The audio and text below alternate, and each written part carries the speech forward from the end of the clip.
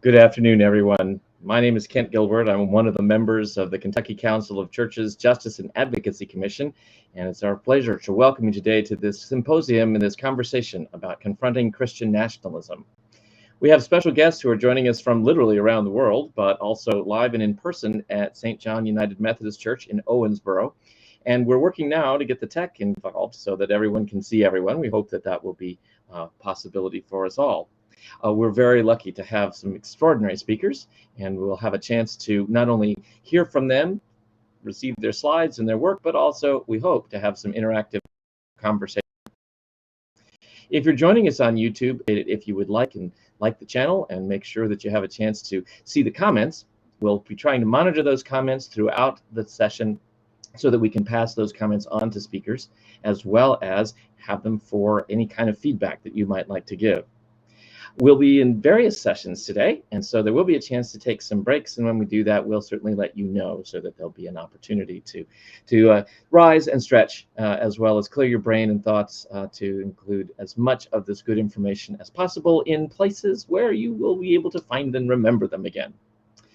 We're also very grateful today for the West Virginia Council of Churches, who has provided some substantial financial funding for this event. It's in cooperation with the West Virginia Council of Churches that we have been studying and working together on ways that we can provide a Christian witness that really bolsters the needs of the people as well as the words of Jesus. Christian nationalism has presented itself in new ways, certainly than we have seen in more recent times. It is certainly been a part of American religion for a long time. However, the recent iterations of it, combined with political shifts and changes, may present some special challenges. So our speakers today will have a chance to help us understand what resources there are for us, as well as the theology and thinking behind it, and how we might together be the wider people of God. As we begin, I'd like to turn it over first to Dr. David Field, who is joining us from overseas. So we're grateful to have you. I'm going to add you to the stream, David, so that you can introduce yourself. And we're waiting for his colleague Kristen Opolinski, who is having trouble connecting. We see that she's making the attempt as it is right now. And as soon as she's on, David, I will add her to our thing. But please, won't you introduce yourself and share a little about where you're joining us from and what you'd like people to know. All right. Thanks very much, Kent. I'm David Field. I work with the United Methodist Church for the Council of Bishops. I'm one of two ecumenical staff officers, so we're responsible for the relationship between the UMC and other churches. My focus is on our theological dialogues and our Faith and Order Committee. A little bit of background, I'm coming to you from Basel in Switzerland, where I live, but I'm originally from South Africa, and bring that background, that perspective, to thinking around the subject of Christian nationalism. A year or two ago, when I was in the US and there were some discussions, it brought many memories of the issues we confronted in South Africa in the 1970s and 1980s. And so that kind of shapes my perspective. Kristen Apolowski, who I hope will be able to join us, she's having some problems with the sound, works for the ELCA, and we've interacted and worked with each other a number of times around the subject of Christian nationalism. Just to say that because of the time difference, I probably won't stay longer than my own session, because that'll be at about finish up around 1 in the morning. And I think that'll be enough for me. But I hope to pick up some of the catch up on the videos at a later stage. I'm just not sure whether Kristen has been able to get on yet. Let me just check. No, she's saying she's still having some struggles hearing. We can hear her, but she can't hear us, so that's a little bit tricky. Ken, should I just start presenting? Yes, I think that's a great idea. I think if you're willing to go ahead with your portion, we'll see if we can help Kristen get on and add her in as soon as she's able. Okay, great, thanks. Right. So what I want to do is, let me just see if I can share my screen. All right.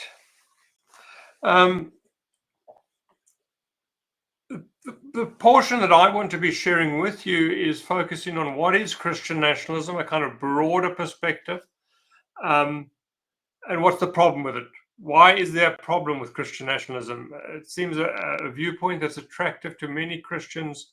So why do we have a problem? Where does it go wrong? And Kristen will then later be sharing some examples of how the ELCA has been responding to Christian nationalism. Most of my examples will be taken from the Methodist Church, either the UMC or some of its predecessors. So it's somewhat self-critical. As I'm sure you're all aware, in the past 10 years in the US in particular, Christian nationalism has become a major point of discussion. If you go to Amazon and just do a search for Christian nationalism, you'll come up with numerous books. And we see that on some hand, Christian nationalism has been enthusiastically affirmed by some people, as well as been widespread critique. For those who've been critiquing it, they critique it as being unchristian, as being un-American. And many of these critiques are associated with the critiques of fascism, racism, white supremacy. And so it's often Christian nationalism is often designated as white Christian nationalism or right-wing Christian nationalism. In this presentation, I want to focus theologically on the issues rather than politically or sociologically. There's a lot written on the political and sociological side of things. And ask what is theologically problematic about Christian nationalism. If we do not look at it theologically, our discussion is easily reduced to Christian nationalism is the kind of religious influence on politics that I don't like, that goes against my political views. While prophetic Christianity is the kind of religious influence that I do like because it conforms to my political viewpoints. There's a Christian left and a Christian right, which are kind of mirror images of each other, each accusing the other of promoting an essentially secular political agenda using Christian language. So therefore, it's important that we think about it theologically. Before we examine Christian nationalism in more detail, I want to make some clarifications. The first one is to note that Christian nationalism is not a particularly American phenomenon. In the contemporary world, we find Christian nationalism in Russia, in Hungary, in Poland, in Ghana, in Zambia, in Brazil, in Argentina, as major influences in their political life. Keep areas, leading political parties or sometimes the ruling political parties claim to be some form of Christian nationalism. We also have smaller Christian nationalist influences in many other countries. The second thing I want to note here is it's not a new phenomenon. Kent already mentioned that. In the US, it can be argued that forms of Christian nationalism were significant factors in the Civil War. Give you another slightly later example, in 1899, the Central Illinois Annual Conference of the Methodist Episcopal Church recommended that the American flag be placed in our churches, this is the crucial point, as the emblem of our Christian civilization. Identification of the US flag with our Christian civilization. The social gospel movement in both Britain and the US sought to establish a Christian society and a Christian nation. So that the 1908 Methodist Social Creed concluded with a statement that we stand for the recognition of the golden rule and the mind of Christ as the supreme law of society and a sure remedy for all social ills. Interestingly, this was dropped from the version adopted by the Federal Council of Churches. If I was to give you my business card, we'll see it has an interesting address on it for the Council of Bishops of the UMC. It's 110 Maryland Avenue, Washington, D.C.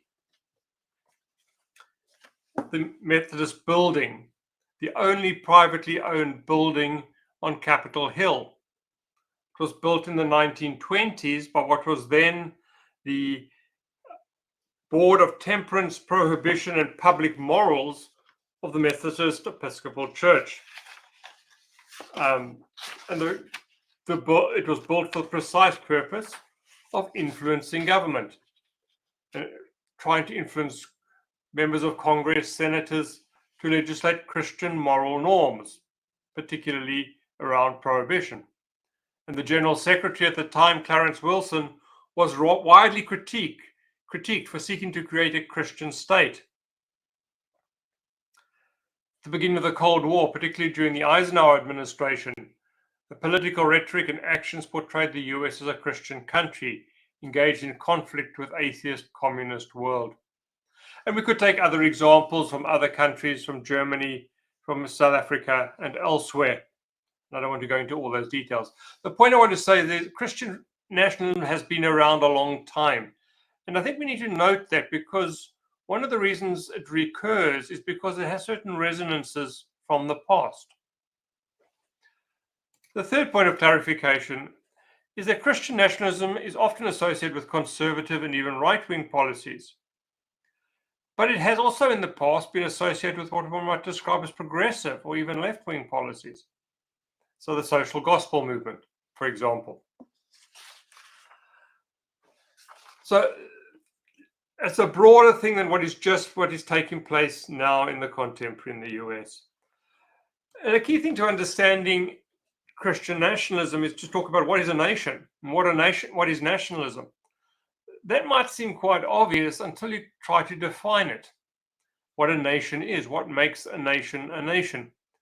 Sometimes a nation is seen to be simultaneously the same thing as a country, as a state. So one would talk about the German nation. Except if you come to the United Kingdom, to Britain, they talk about the four nations: Scottish, the Irish, the Welsh, and the English. And of course, the Irish live in two separate countries: Northern Ireland, which is part of the United Kingdom, and the Irish Republic. So it becomes somewhat confusing. And nations have emerged at different times, different places in Europe, particularly in the post-Napoleonic era. In Africa, many of the nations are created by the colonial forces with often very arbitrary boundaries. So people from similar ethnic groups speaking the same language end up in two and sometimes three different political countries, but then develop a kind of nationalism. So there are a number of classic definitions of what a nation is. The one I want to use is based on the work of a political scientist, Benedict Anderson, a kind of classic definition. But I'm defining here: a nation is a bounded, imagined political community with a shared narrative and common territory that demands allegiance. Okay, a mouthful. Let me try and explain what I mean by that. The first thing to note is it's an imagined community. What it means by that is it sees itself as a community of being connected with each other. People belong to a nation, see themselves as being connected with each other, even though they may have no personal contact with each other over great distances. So what do you people in Kentucky have in common with people in Hawaii or Alaska? You all claim to be part of the same nation. That's an imagined community. You imagine you have certain things in common.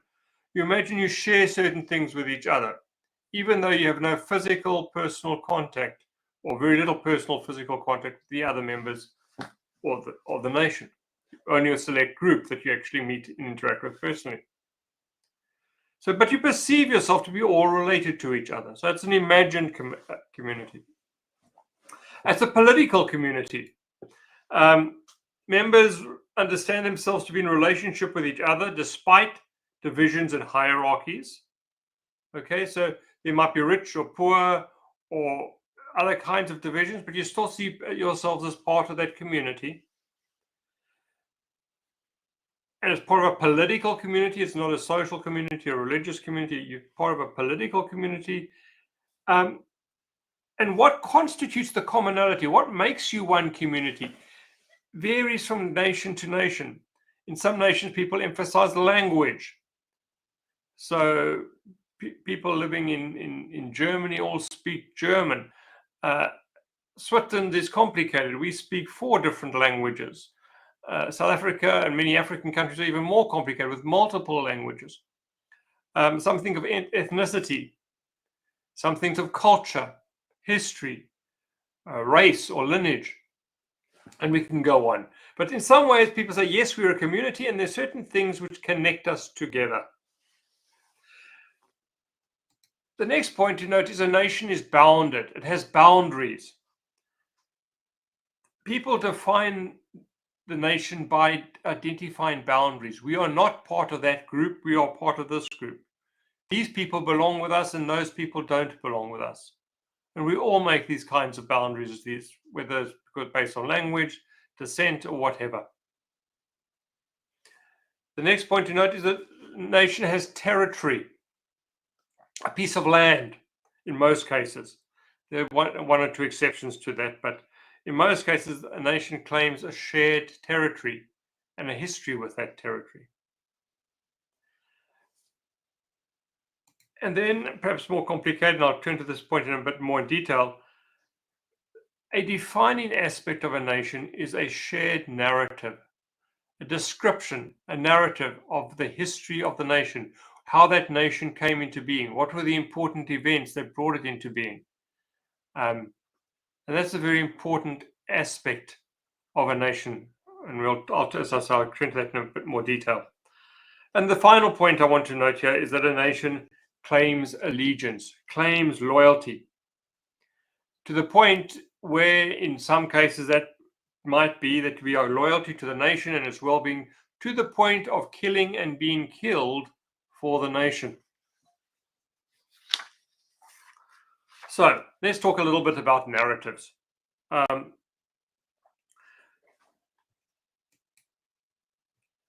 Countries have what we might call national narratives. And these narratives define the distinguishing characteristics and mission of a nation. They define how the nation understands itself and what its purpose is in the world. They describe the ethos and mission of the nation and how to participate in this ethos and mission.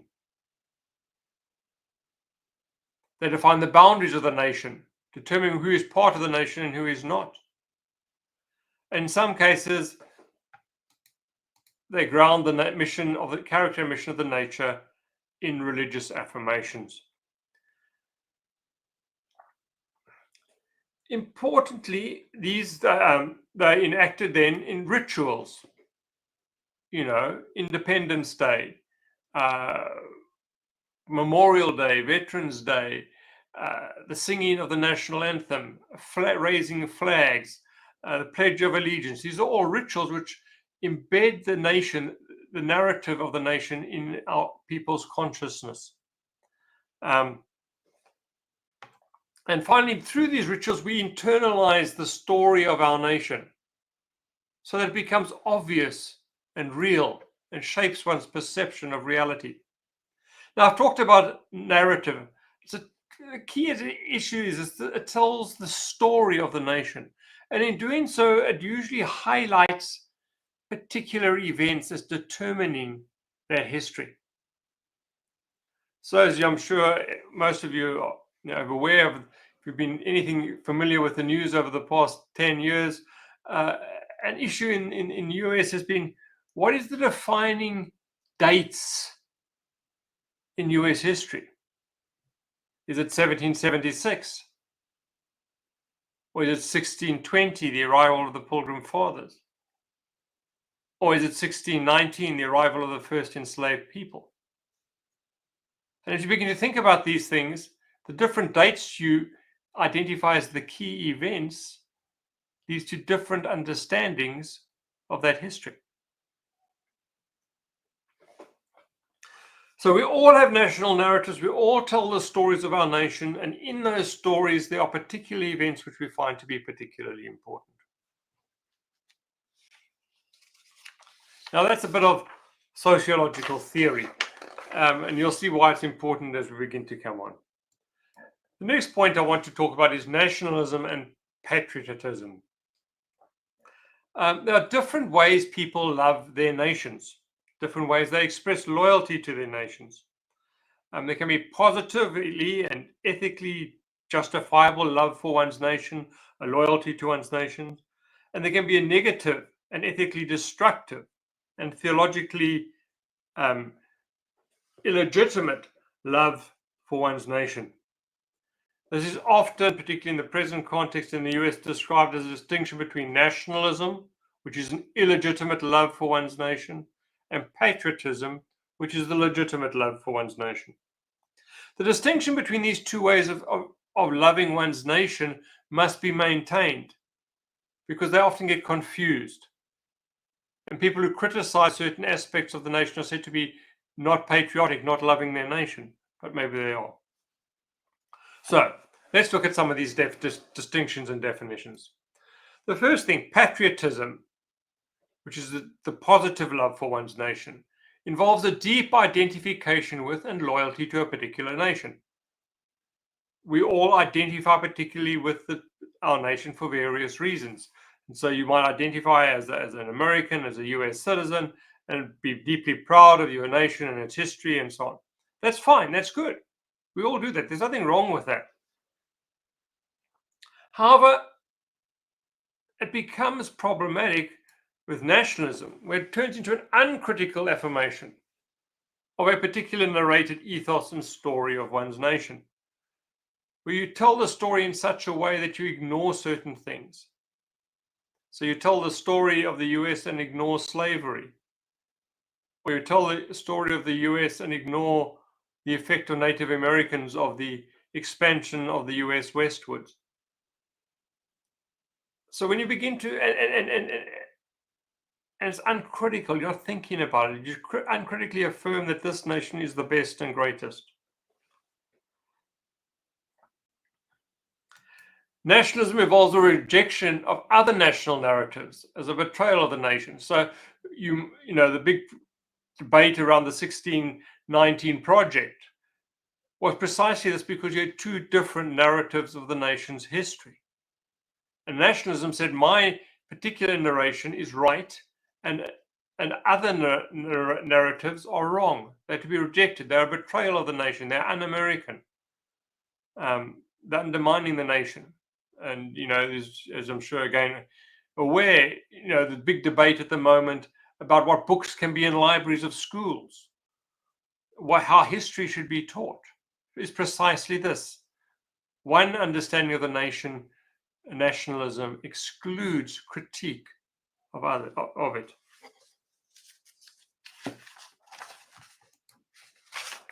Patriotism, again, positively involves membership of a particular nation, being a significant shaper of one's personal identity. I happen to be a member of two nations. I'm a citizen of South Africa and a citizen of Switzerland. And both those shape my identity in the way I think, the way I act, the way I live, the way I view the world. I have a kind of bifocal Swiss-South African look at the world. And that's fine, that's important, that's good. My personal identity is shaped by the experiences of both nations. However, nationalism involves the national identity being a or the defining shaper of one's personal identity, where being a citizen of a particular nation is the or one of the most important factors in your understanding of who you are.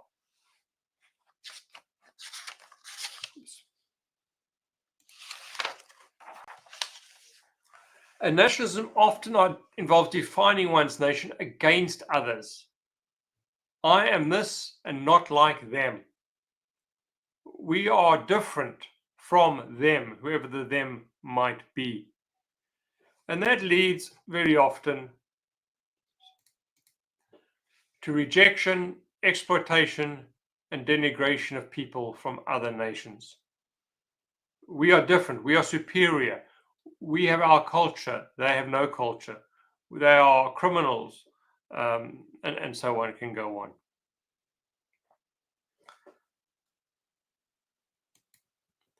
Patriotism involves a critical support of one's nation and its interests in the face of that which is destructive of the national well-being. A couple of points I want to make there. It's critical. It doesn't just accept everything that the nation is and does. And its focus is on the well-being of the nation. National well-being, not just the view of the agenda of a particular political party. So what is national well-being? The flourishing of the nation, of all the people of the nation. And that patriotism then might lead to criticism of particular political agendas, the government of the day, other viewpoints which are perceived to be contrary to the national well-being. So patriotism, a love of one's nation, might lead one to be very critical of particular political arrangements and establishments.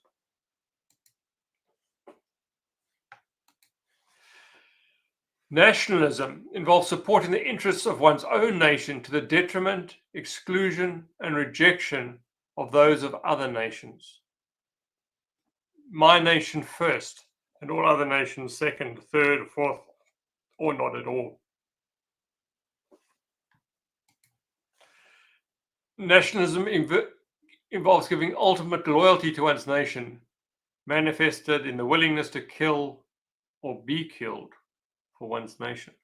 And here one's nation is often very narrowly defined. Nationalism can involve uncritical loyalty to leaders who portray themselves to be the irreplaceable means of achieving the well-being and success of a nation. Then loyalty to the nation is transformed into personal loyalty to the leader. When such a leader is given power, they often become autocratic. And when nationalism is entwined with religion, this leader is understood to be appointed by God and to carry divine authority.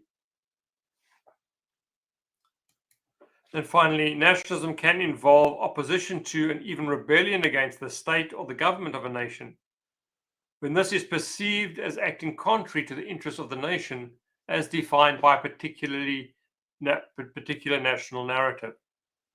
So, the conflicts within political views in the US at the moment often is about precisely this, different interpretations of the nation, its narrative. So broadly, I've talked about what is a nation, I've talked about what is nationalism and patriotism. Let's talk then more clearly about Christian nationalism. Religious nationalism generally is the interweaving of religion and nationalism, and there are different forms of religious nationalism. We find Hindu nationalism in India, for example. There are forms of Buddhist nationalism, there are forms of Islamic nationalism, and we can go on with other religions. It occurs in diverse places and times where a particular religion is seen to be constitutive of the imagined community.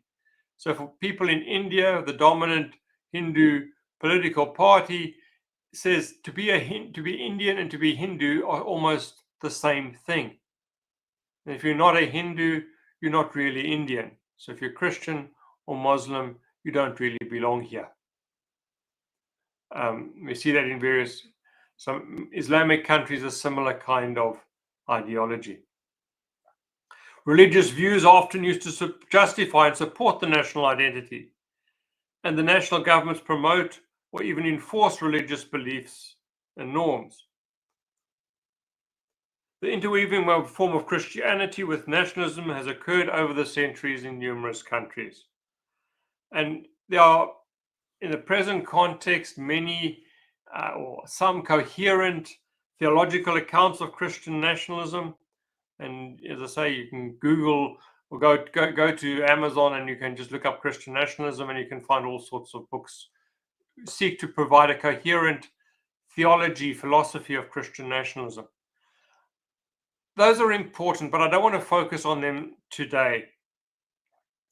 because much of popular Christian nationalism isn't a clearly worked out theory or theology or philosophy. It's an eclectic mix of ideas from different sources, sometimes varied, sometimes incoherent, sometimes not fully linking up to each other. And I want to now tease out some of those ideas and to note with each concept, there's often a spectrum of beliefs relating to it. And so people find one aspect attractive, might not find the other aspects attractive. And so some people you will find will affirm certain views that are related to Christian nationalism, but not others. And so we have this complex mix of people, and therefore people might vote for a political party or a candidate because they support aspects of this person's or this party's political stand because it coheres with their understanding, but not the whole policy, the whole package. So firstly, Christian nationalism is the affirmation that nations are willed and created by God, and the diversity of nations with particular cultures is an expression of God's good creation. We could explore that in more detail. I don't want to, but just to note that this gives rise to a diversity, a spectrum, an ethical spectrum that moves from the affirmation that the elimination of nations and national differences is contrary to God's purposes. So we need to have nations.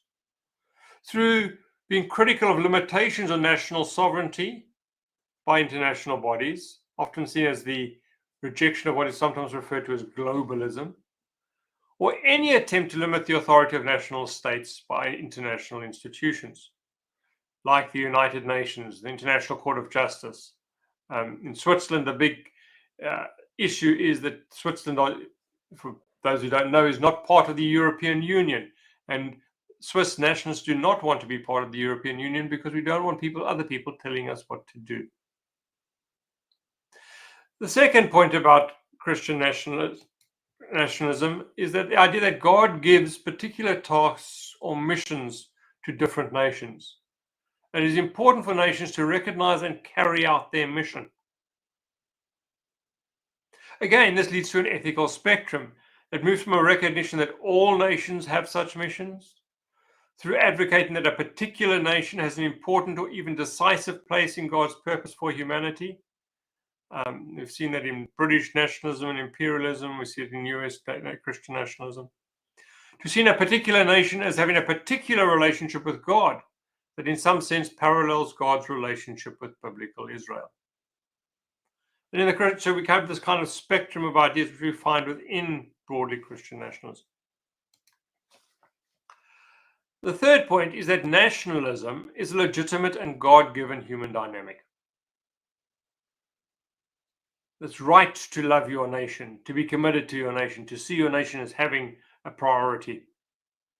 Again, this ethical spectrum moves from distinguishing between those who are and those who are not members of one's nation, through affirming an identification with one's nation, and then giving preference to members of one's own nation. Perhaps following then by asserting that the superiority of one national group to the exclusion and discrimination against other national groups. And this becomes further complicated when their nation is identified with a particular racial or ethnic group. So firm loyalty moves slowly across to become nationalism and racism. Fourthly, God requires nations to legislate in accordance with the moral will of God. Now, virtually all Christians will agree that it's important that nations, that governments legislate in accordance with God's moral will. Across different political and theological persuasions, we would agree on that. The difference that arises is how we identify what God's will is. What is the source for determining the divine will?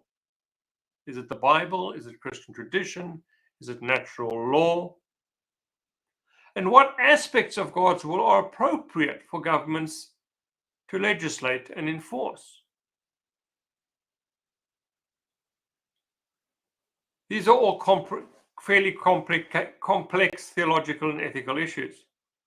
But we see this in some of the debates in the US at the contemporary time. For example, the debates around abortion or migration. Both involve different understandings of what God's will is and how government should implement it. And in their history, Christian nationalism has advocated different things. So the Christian socialists of the beginning of the 20th century advocated strongly for limitations on capitalism as the divine will, whereas many people today advocate for the exact opposite. The next point. Christian nationalism argues that where the population of a nation is predominantly Christian, this ought to be expressed in its life and legal system. And here again, we have a diverse spectrum of positions. There are people who argue for the institutional separation of church and state, but argue that the state should support the public expression of Christianity through Christian public holidays, for example, or to enforce particularly Christian morality. We've looked at that in the previous point. Or support Christian worship, evangelism, and pastoral care in state institutions, schools, governments, and to oppose that which undermines Christianity. Some take this further and say government should support a particular Christian tradition. So we have Christian nationalists within the Reformed tradition who argue that the government should effectively support a Reformed church. We have Catholic integralists who support the government should support the Catholic Church.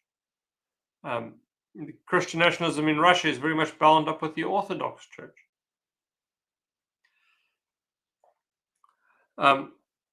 Some argue, therefore, that the state should actually support and have a state church or a state-related church.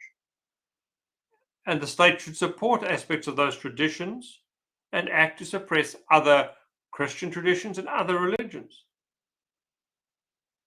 Another aspect around this is an idea that nations which are predominantly Christian can either explicitly or implicitly enter into a covenant relationship with God, establishing them as Christian nations.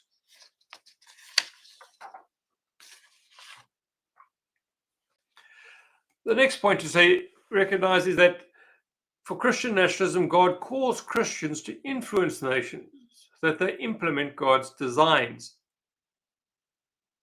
Christians have a duty to promote the social and legal implementation of the divine will. And again, there are various methods by which Christians are seen to do this. For some would argue it's through democratic processes, others argue for protest actions, civil disobedience, even revolution. Some argue that when in power, Christians can or should act to limit the influence of those who promote positions, opinions, policy, and legislation that is contrary to perceived Christian norms. And that leads to the suppression of democracy.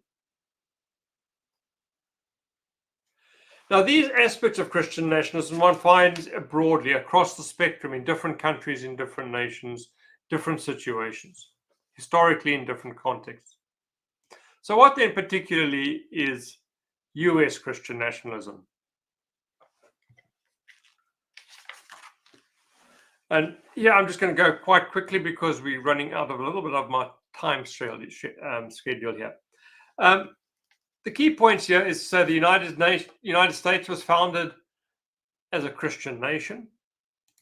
The Declaration of Independence, the constitutional Christian documents. The United States has a particular place in God's purpose in history. That the traditional ethos of the United States, which could include everything from gun ownership to capitalism to personal liberty, is particularly Christian.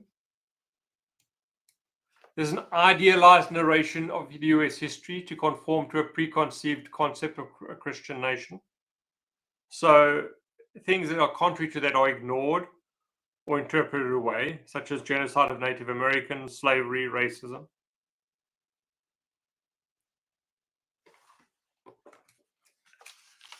And the vision of a Christian nation is based on an idealized image of the past, which is largely a white Christian image.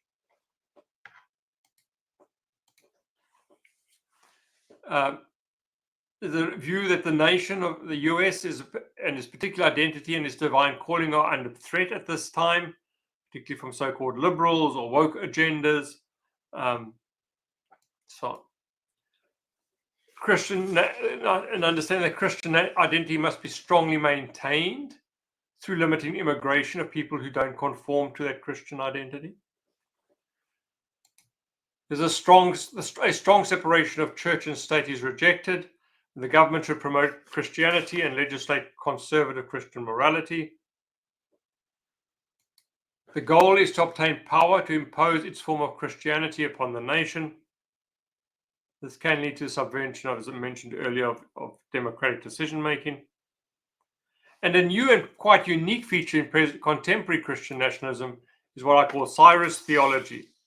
The idea that God might call somebody who is not a Christian, who doesn't seek to implement Christianity, as the agent to bring about the restoration of a Christian America.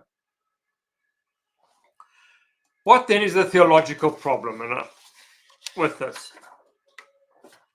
The first question is the God of Christian nationalism an American national deity, or is it the God revealed in Jesus Christ?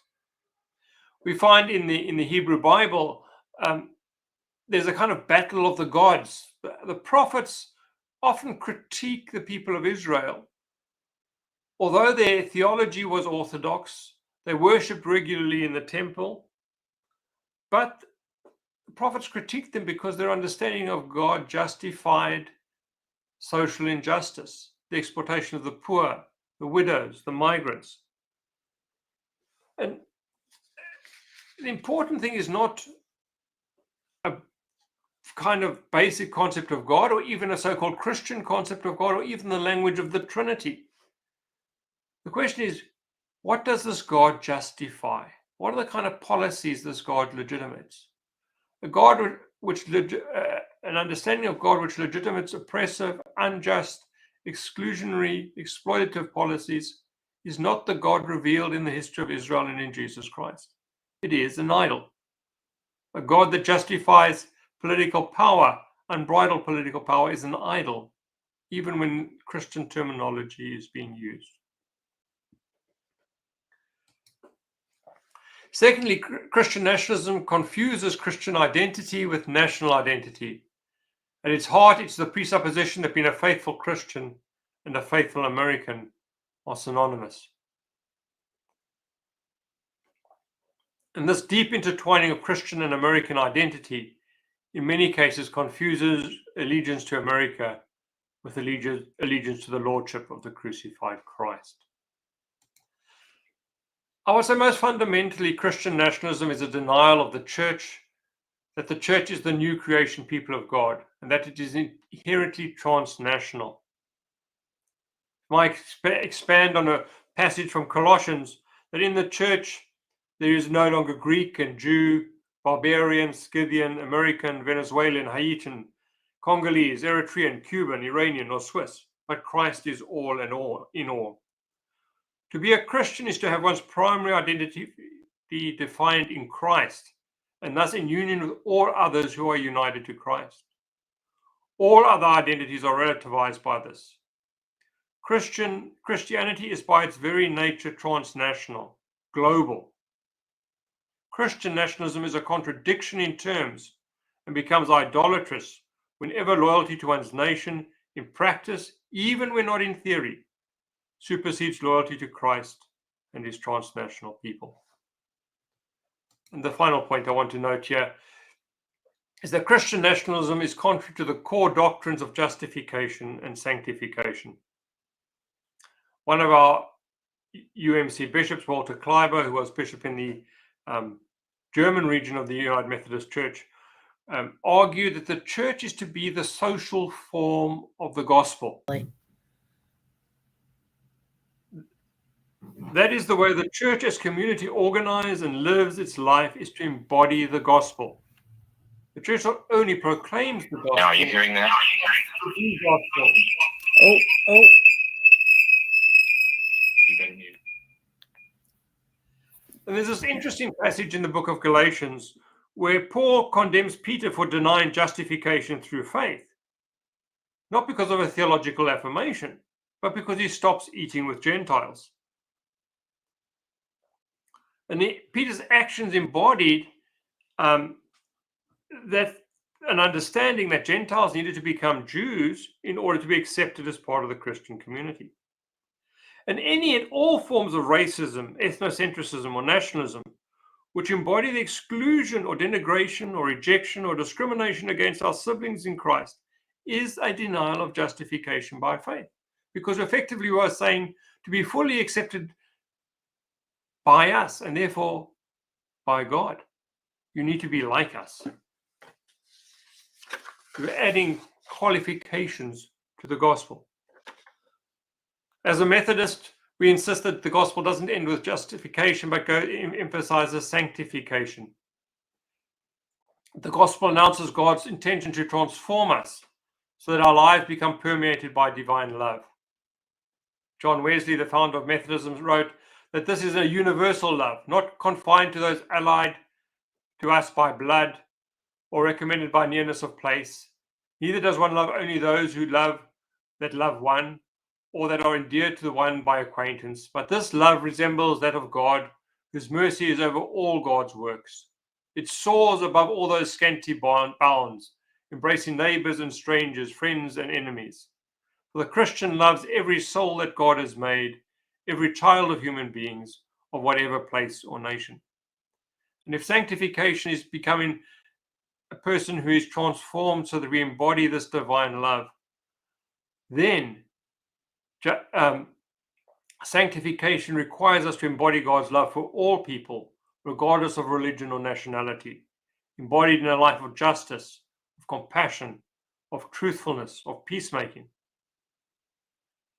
And when nationalism, even when it claims to be Christian, contradicts this in practice, it's a denial of the gospel. I want to conclude with 3 questions. Statements and questions, and then maybe we have a short time for questions from if people want clarification, and then I'll hand over to Kristen. Many Christians are attracted to Christian nationalism excuse me, because they rightly want to transform society so that it reflects God's intention. But does Christian nationalism actually bring about the transformation that accords with the gospel? Many Christians are attracted to Christian nationalism because they love their country. But does Christian nationalism provide an historically accurate and theologically valid perspective on the USA? And thirdly, many Christians are attracted to Christian nationalism because of the long history of entanglement between US identity and Christian identity. How have churches of all sorts facilitated this, and what can we do about it? Thank you.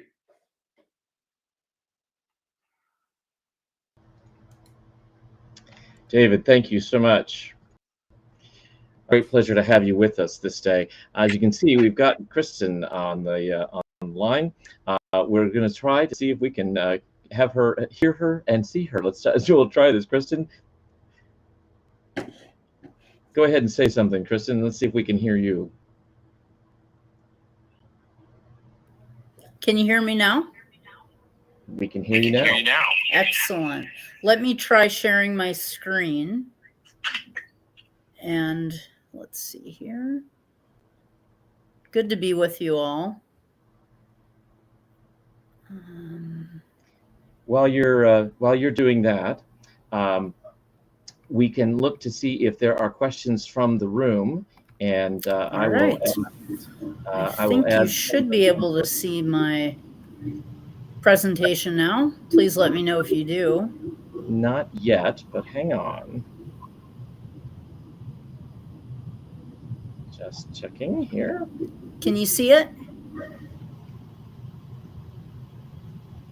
Yes. I'm not hearing anyone on your end now. So hopefully you can see it. It looks like you can. We can see it. Okay. First of all, thank you so much for the invitation to join you all this afternoon. It's an honor to do so and to present alongside my dear friend and colleague, David. We have been on a journey the last couple of years together, both as representatives, staff people with the UMC and the ELCA, in navigating both how we're developing our relationships as full communion partners, but also specifically on the subject of navigating our responses to the rise in Christian nationalism in the United States. And so while David has presented a overview from a theological standpoint, really digging deep into the definitions of Christian nationalism and nationalism versus patriotism and the context in which we're having this conversation, I'm going to shift the focus now to the specifics of what the ELCA is doing as a case study to respond to this rise in Christian nationalism in the United States. So we're going to look at how the identifying, learning, advocating, and taking action. And I want to start this presentation with a land acknowledgement. And I will share why this is so important, that anytime I come into any space that I begin with this.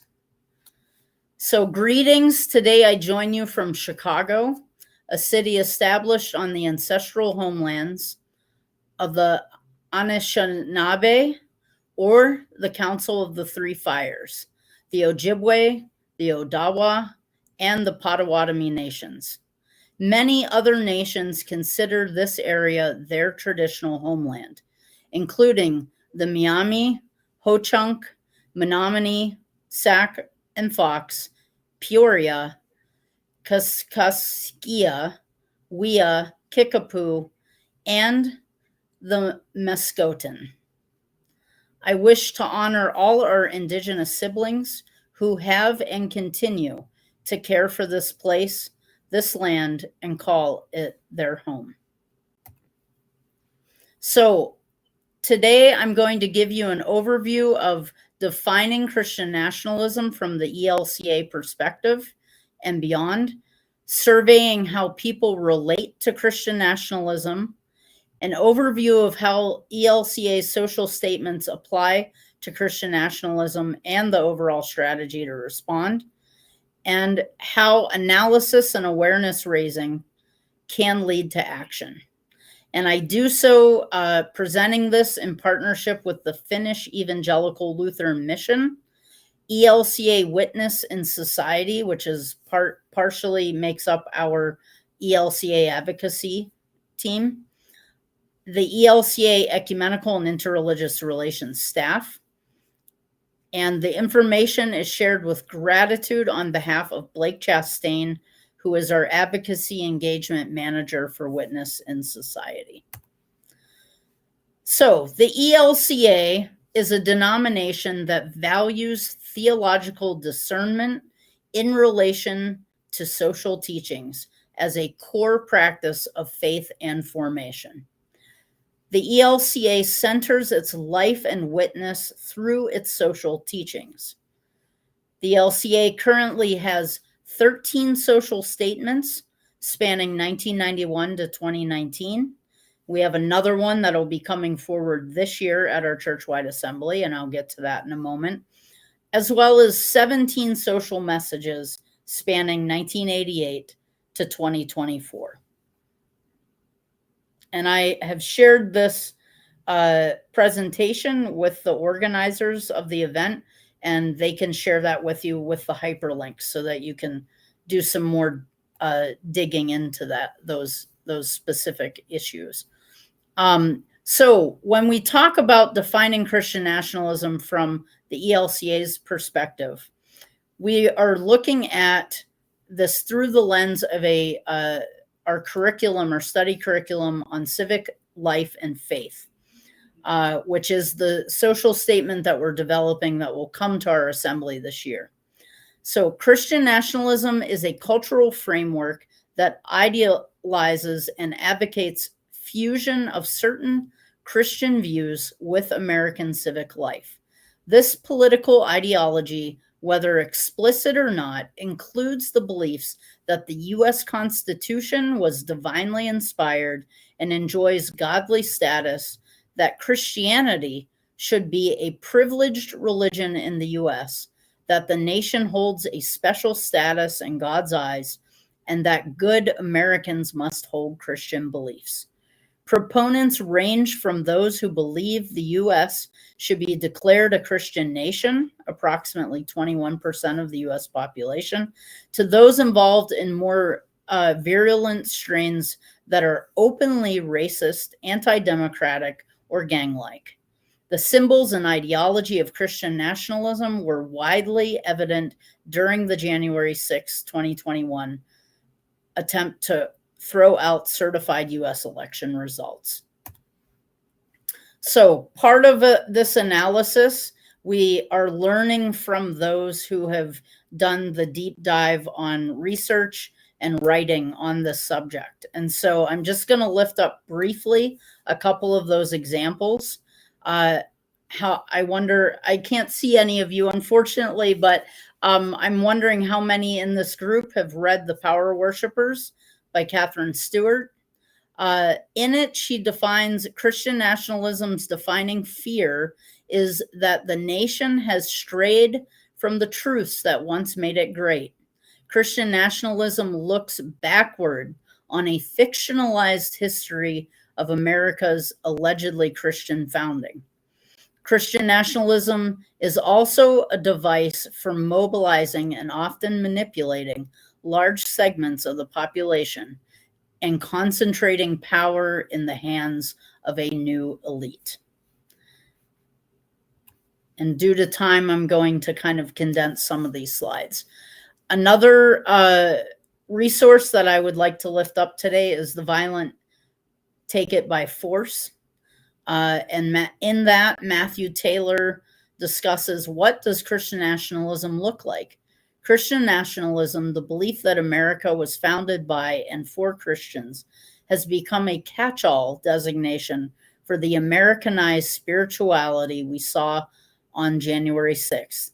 But there are many compartments and subdivisions of American Christian nationalism, and the broad strokes label gets applied to a warren of different communities, ideologies, and theologies. The New Apostolic Reformation and the broader phenomena of what we might call the independent charismatic style of Christian nationalism may surprise those who come with a strong prior impression of what Christian nationalism looks like. From outside observers of Christian nationalism, often assume that it is a uniformly white, racialized phenomenon bound up with American racism and nativism. Hence, many analysts prefer to write about white Christian nationalism, the independent, charismatic corner of American Christianity, as we will discuss in this highly multi-ethnic and even transnational in its orientation. Second, observers frequently draw an explicit connection between Christian nationalism into patriarchy. As sociologists Andrew Whitehead and Samuel Perry write, Christian nationalism advocates for the particular social order that lionizes hierarchies between men and women. And third, it is commonly asserted that Christian nationalism is detached from Christian belief. As one popular resource claims, it is a cultural framework that is more about identity than religion, implying that Christian nationalists subordinate theology and biblical interpretation to more mundane political interests. But Matthew argues that the NAR's long-standing alliance with Donald Trump, not to mention their mobilizing for January 6th, has been every bit as much about theology and biblical interpretation, as David has also laid out, as it ever was about politics. So there are many starting points to discuss Christian nationalism. There are several theological schools of thoughts and traditions that contribute to what we call Christian nationalism. And they include, but are not limited to, Christian Reconstruction, Dominionism, the Seven Mountain Mandate, the Christian Right, its presence in mainline churches, and various forms of fundamentalisms. So examples across the U.S. political landscape, which we all know includes the January 6th attempted takeover and Project 2025. And I've included here a quote from Josh Hawley in July of 2024, where he says, "I'm sure some will say now that I'm calling America a Christian nation. So I am. Some will say that I'm advocating Christian nationalism. So I do. My question is there any other kind worth having?" So one other area that I wanted to lift up before I get into the heart of what the ELCA is doing comes from Taking America Back for God. If any of you have read this as well, it includes a helpful framework provided by Sam Perry and Andrew Whitehead. And it includes these four distinctions of areas to define the embeddedness of Christian nationalism in certain groups. So there are the rejectors that disavow Christian nationalism and reject its premise entirely. An example, I do not see Christ exemplified or glorified in the pursuit of earthly political power, and I vehemently reject such actions. Then there are the resistors. They do not strongly disavow Christian nationalism, but may seek to undermine its presence or influence. An example of this, I disagree with the belief that my fellow Christians have taken, but I will continue to work within my local church and elsewhere to chart a path forward together. The fourth section is accommodators, who may or may not disagree with Christian nationalism, but make space for it and do not challenge it. An example being, I don't know if we are meant to be a Christian nation, but I believe we should stand up for the traditional family and traditional Christian values. And then the last category are the ambassadors who fully embrace Christian nationalism and seek to further its cause. The example being, I believe the United States is a Christian nation, and that if you disagree with Christian laws, you are not, I see that this has dropped off. You are not in support of the establishment of this nation. So ask yourselves, of the people that you know within your congregations, within your communities, who are the rejectors, who are the resistors, who are the accommodators, and who are the ambassadors? So how specifically is the ELCA working to counter Christian nationalism? The overall answer is through strategic partnerships. Presiding Bishop Elizabeth Eaton is an endorser of the Christians Against Christian Nationalism statement, which reads in part, Christian nationalism seeks to merge Christian and American identities, distorting both the Christian faith and America's constitutional democracy. Christian nationalism demands Christianity be privileged by the state and implies that to be a good American, one must be Christian. It often overlaps with and provides cover for white supremacy and racial subjugation. We reject this damaging political ideology and invite our Christian brothers and sisters to join us in opposing this threat to our faith and to our nation.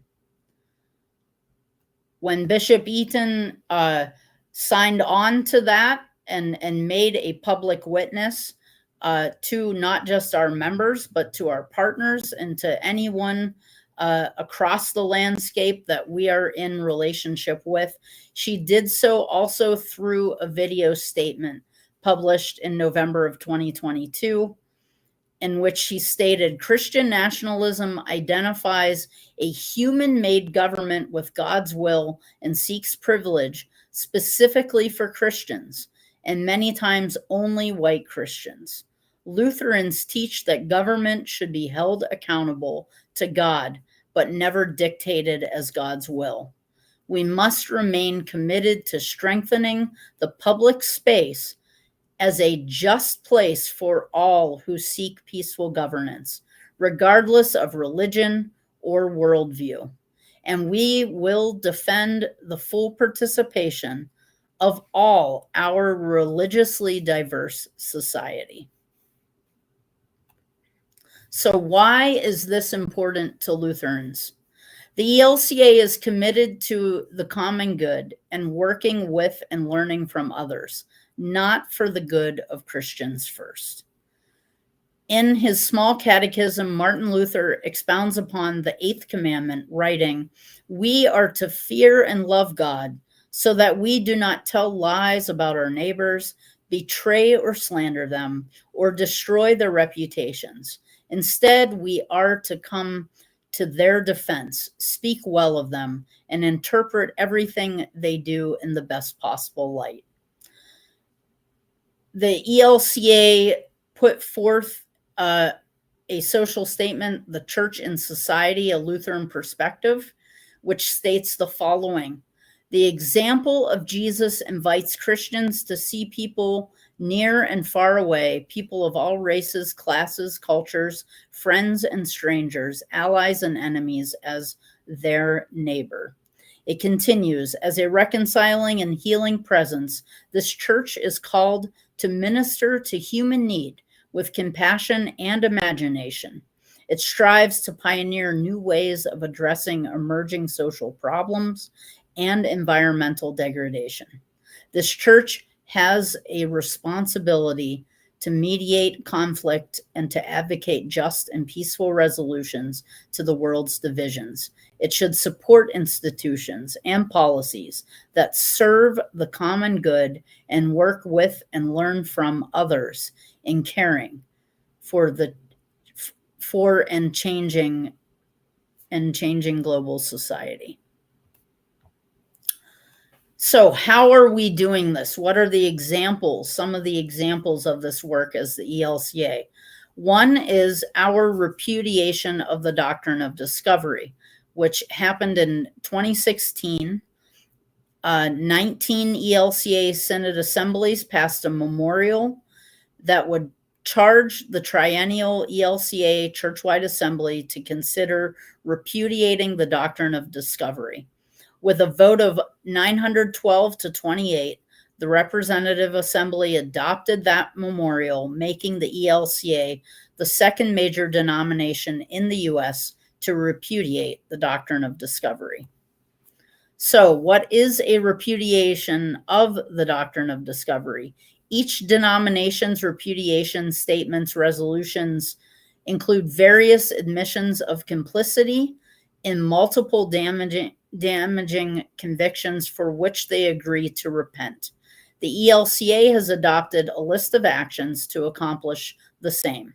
The ELCA's social policy resolution, Repudiation on the Doctrine of Discovery, explains the Church's commitment to repudiation with the following pledges: to acknowledge and repent from this Church's complicity in the evils of colonialism in the Americas, which continue to harm tribal governments and individual tribal members; to affirm this Church will eliminate the doctrine of discovery from its contemporary rhetoric and programs, electing to practice accompaniment with Native peoples instead of a missionary endeavor to them, allowing these partnerships to mutually enrich Indigenous communities and the ministries of the ELCA.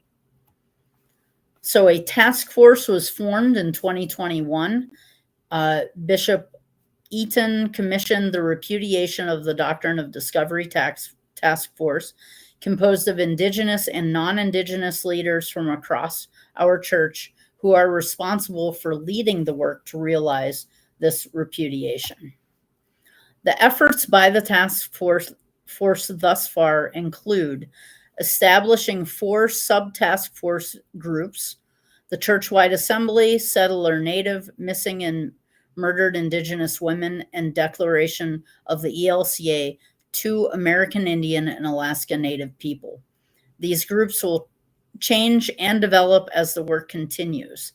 In September of 2021, the ELCA Church Council adopted a declaration of the ELCA to American Indian and Alaska Native people, announcing this on Indigenous Peoples Day. The declaration can be read at that hyperlink once you have the copy of this presentation, and encouraging the ritual practice of land acknowledgement at the beginning of every church meeting or gathering in all expressions of the church. This is why I continued with that practice today. Researching and developing an appropriate settler narrative that reflects the Lutheran participation in colonizing Turtle Island and in genocidal acts towards Indigenous people over the past 500 plus years. So portions of that continue to be developed.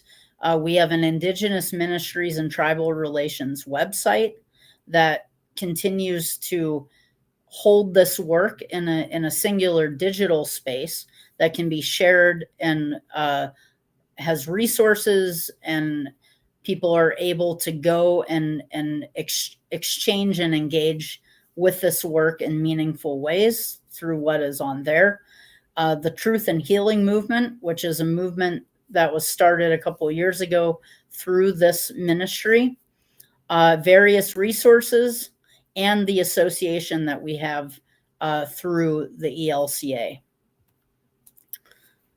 In addition to focusing on our relationship with our Indigenous siblings, we also are focusing our energy around our relationship not just with our ecumenical partners, but our interreligious partners as well. And so in 2019, we adopted a declaration of interreligious commitment. As we strive to show forth God's vision, we are called to work toward justice and peace for all people and creation. That is the common good. Religious diversity, when accompanied by mutual understanding and cooperation, enriches the whole. Through interreligious relationships, we receive the gifts of our neighbors and experience more fully the exquisite realization that all are made in the image of God. A deep appreciation of the similarities and differences among religions and worldviews enhances working together for the common good. And I will make sure there is a link also to this in the body of the presentation. And all of this also is in conversation, the declarations, the work that's being done through various ministries, whether it's interreligious or Indigenous, are all in conversation also with our social teachings. And this is one of the key social teachings as it relates to all of this work. It was called For Peace in God's World. It was adopted at our ELCA Churchwide Assembly in 1995 in Minneapolis. And I just want to lift up a couple areas here. when the church fulfills the mandates of its divine calling, it helps in word and deed to create an environment conducive to peace. When the church forsakes these mandates, it also fails to serve earthly peace. Through faithfulness in its life and activities as a community for peace, the church, in the power of the Holy Spirit, becomes a presence for peace that disturbs, reconciles, serves, and deliberates. The church is a disturbing presence when it refuses to be silent and instead speaks the truth in times when people shout out, "Peace, peace," when there is no peace. From Jeremiah 6:14. The church is this presence when it names and resists idols that lead to false security, injustice, and war, and calls for repentance. We therefore denounce beliefs and actions that elevate our nation or any nation or people to the role of God, find ultimate security in weapons and warfare, ordain the inherent right of one person, race, or civilization to rule over others, promise a perfect, peaceful society through the efforts of a self-sufficient humanity, and despair of any possibility for peace. And again, I'll make sure that I have a link in there for this as well. So what does this all mean? How are we creating a framework for taking action in this current context? And I'll touch briefly on that. The ELCA, as I stated before, is in the process of developing a social statement on civic life and faith that will address Christian nationalism. This will conclude in August of 2025. We'll be gathering the end of next month into early August in Phoenix for our church-wide assembly. The ELCA issued a social policy resolution called Condemnation of White Supremacy and Racist Rhetoric, which states, violent rhetoric against persons of color in the name of so-called Christian nationalism is not a true Christian faith. It is idolatry, and we condemn it. So that's some of the local context, and now I'm briefly going to touch on one particular project that the ELCA is involved in a global context, and that is building a global network. This is the Branches of Peace Initiative. So the ELCA is taking part in a 3-year initiative launched by the Finnish Evangelical Lutheran Mission, or FELM, called Branches of Peace, which is connecting peace and reconciliation theologians and practitioners from around the world to analyze peace and reconciliation processes in practice through contextual workshops. I am a part of this group. There's about 25 of us from around the world. I'm representing the ELCA in this initiative. And in October of last year, the ELCA hosted one of these workshops as part of the initiative, focusing on the role advocacy plays in responding to extremism, specifically the rise in Christian nationalism in the United States. And one thing just to mention, we gathered theologians and practitioners from 9 different countries in Washington, D.C. and Gettysburg. We did part of the workshop was in Washington, D.C. Part of it was in Gettysburg last year. And we gathered that group just 2 weeks before the U.S. election, if you can believe that. And so the context was extremely critical and relevant to that, yes, that particular moment. But the conversations, as you can imagine, have certainly continued in our analysis of the election itself and the aftermath and what has been transpiring since the inauguration in January. So just to show you a couple figures, many of you, I'm sure, have seen some of this data. the election exit polls by religious affiliation.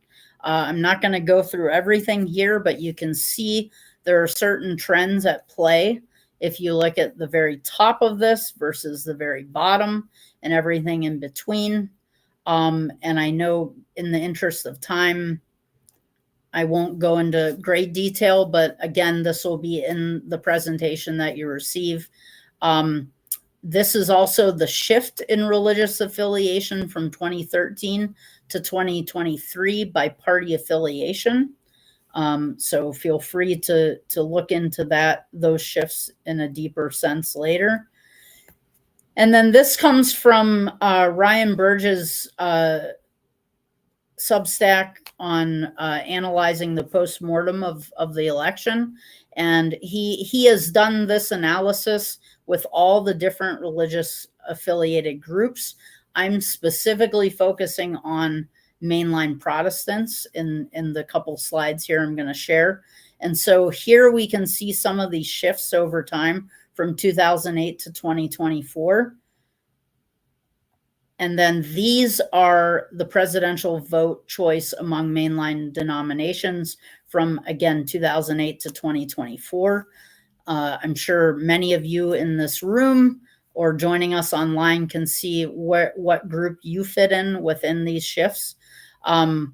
If I look at my own group, the ELCA, we have not shifted much at all. We've been pretty much down the middle, which tells me that a lot of the work that I just raised and shared is we have a long way to go, that the impacts continue to be needing analysis and needing us to dig deeper and try to find new ways of recommitting the work that we say as a national body, as ELCA Lutherans, and trying to find ways to take those national efforts and to bring them into the practical sense within our congregations and within our communities. And so I know that's not the highest note to end on, but I did want to just share, these are some of the questions that we need to continue to ask, no matter what church body we're talking about. Where do we go from here, and how do we cultivate a counter narrative? Are you effectively identifying Christian nationalism in your community? What are some ways Christian nationalism has affected your community? How are you cultivating a counter narrative to Christian nationalism in your community, church, or through your networks? And this is critical. How are you mobilizing your response to Christian nationalism? As I just showed with that last slide of statistics, the ELCA has not been as effective as we would like in moving the needle. And so we need to reanalyze the efforts so that we can better mobilize our response, especially in light of the current situation right now. And with that, I will hand it back over.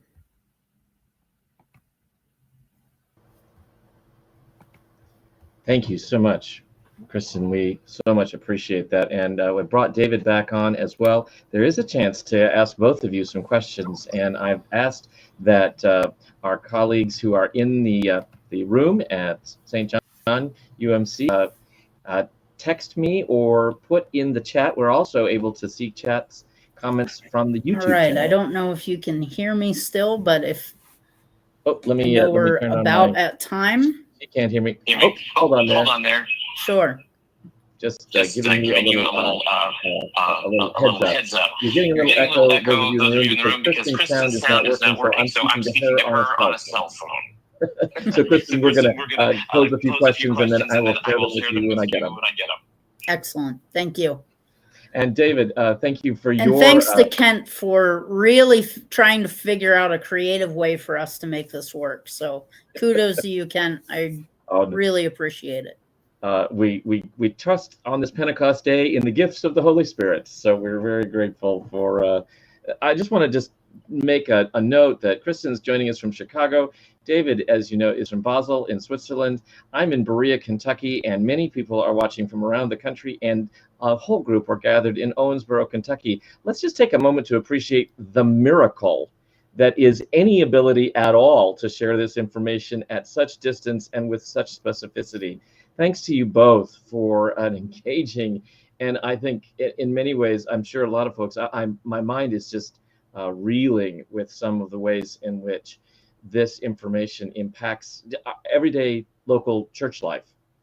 If I could ask, while we're waiting for any questions to come in from others, could each of you just respond to how do you, in a local church, when when someone is thinking about these issues, and perhaps they're conversing with someone, what is it that you would say, or you might recommend to them to say to advance a conversation that would lead us away from the idolatry that you both identified, but also would help churches stay together? Because I think no one wants to see their church split apart. What are the helpful ways to keep the conversation moving towards a more godly, possibly less nationalist response? What's worked in your experience? David, do you want to start and say a little bit about what's... Jumping with a couple of thoughts. I think a key thing is to keep people talking to each other. It might sound really basic, but how do we listen? Are we hearing the voice of others, particularly those voices which are being suppressed in the particular political context? So how do we train people to listen to each other? I think that the other point to me has always been, it sounds very basic, but focus on Jesus. Thinking about Christ in, what's been a big help for me is to really think clearly and contextually what it meant for Jesus to be who he was in his particular social and political context. We have this idealized, spiritualized version of Jesus very often, but he lived in a context of political conflict, of tension. We confess in the creed he was crucified under Pontius Pilate. It's one of those strange things.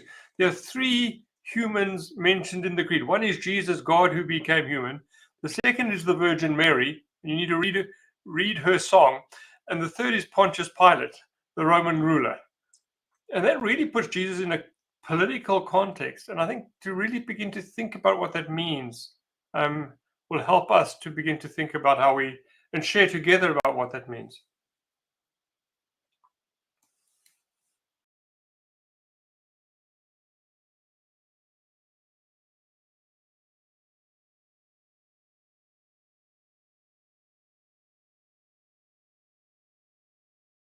Kent, I think you're on mute. Too many buttons, not enough brain. Sorry. I was just repeating the question for Kristen to say, what would you offer to those who are thinking and watching? And then we do have a question or two from the chat for both of you. What do you say to the person who are trying to keep their church together, but are confronting somebody who has these very nationalist ideas? What practical advice would you say to keep the conversation going? How do we maintain the unity of the Spirit, even while confronting folks who have vastly different ideas? Oh, and you're on mute too. Thank you so much. Gonna turn that down. Hopefully you're not getting too much of an echo from me. Thank you for that question. This is a question that I get asked a lot. And my background is in conflict transformation studies. And so I often will draw on the way in which we navigate conflict as it relates to any conversation that we may be having, which is when tensions arise or difference arises, the focus on entering into space from a listening posture, first and foremost, can go a long way, because we have become so polarized as a country. We often find ourselves drawing lines immediately without fully understanding context or how beliefs have been developed in a particular person's life. And so I would encourage people, even though this is a very, very difficult practice to engage in, but to try and keep as much as possible an open ears, open mind, and open heart in entering into conversation with others who we may deeply disagree with, and we may believe that their belief system is counter to the gospel narrative. And so, how does one have those conversations? We do so by trying to find some form of common ground first. So if we are able to establish some level of common ground as a starting point, it can lead to a much larger conversation. If drawing the line becomes our first reactive step, then we essentially forfeit any opportunity to find any kind of common ground. The only way we would be able to affect a lasting transformation in that situation is if we are in continued communication. And so I just encourage, keep the communication lines open. We like to say at the ELCA, the stance we take is remain seated at the table, even if the conversation gets deeply challenging, very tense. Yeah. Sorry, I know I'm. Oh no, thank you. Lee Burnett has asked, Happy Pentecost. She said, I'm a native Kentuckian but live in southern New Mexico. We have large populations of Diné, which are also known as Navajo, Apache, and various indigenous groups. The question that is posed is, many of them have pulled away from support of land acknowledgement statements. How do we navigate this sensitivity while also honoring and respecting, also honoring and respecting that we are occupying land? And this is, I realize that's somewhat apart from the topic of conversation. So that's probably a question that, since you've worked a great deal with that, can we throw that to you, Kristen? You're on mute, so unmute yep, there, and I'm gonna put that down. There we go. Yes, thank you, Lee, for that question. And I always return to the approach has to be contextual always. So for instance, I was at the National Workshop on Christian Unity in Los Angeles a few years ago, and this very question was raised in that context. And it was, at that point, it was the difference of using language of indigenous versus Native American, the identifier, the self-identification of a particular group in this particular conversation. And my response was, because what the person was raising was, in the context of Florida, where they were based, they rejected, the groups that he was working with rejected the language of indigenous. And he was an ELCA member and was really struggling with the fact that we used the language of indigenous within the actual framing of our ministry. And my response to him was, context is always key and has to lead how conversations are had. And so in that particular instance, I encouraged him to listen to the local people and wherever you are.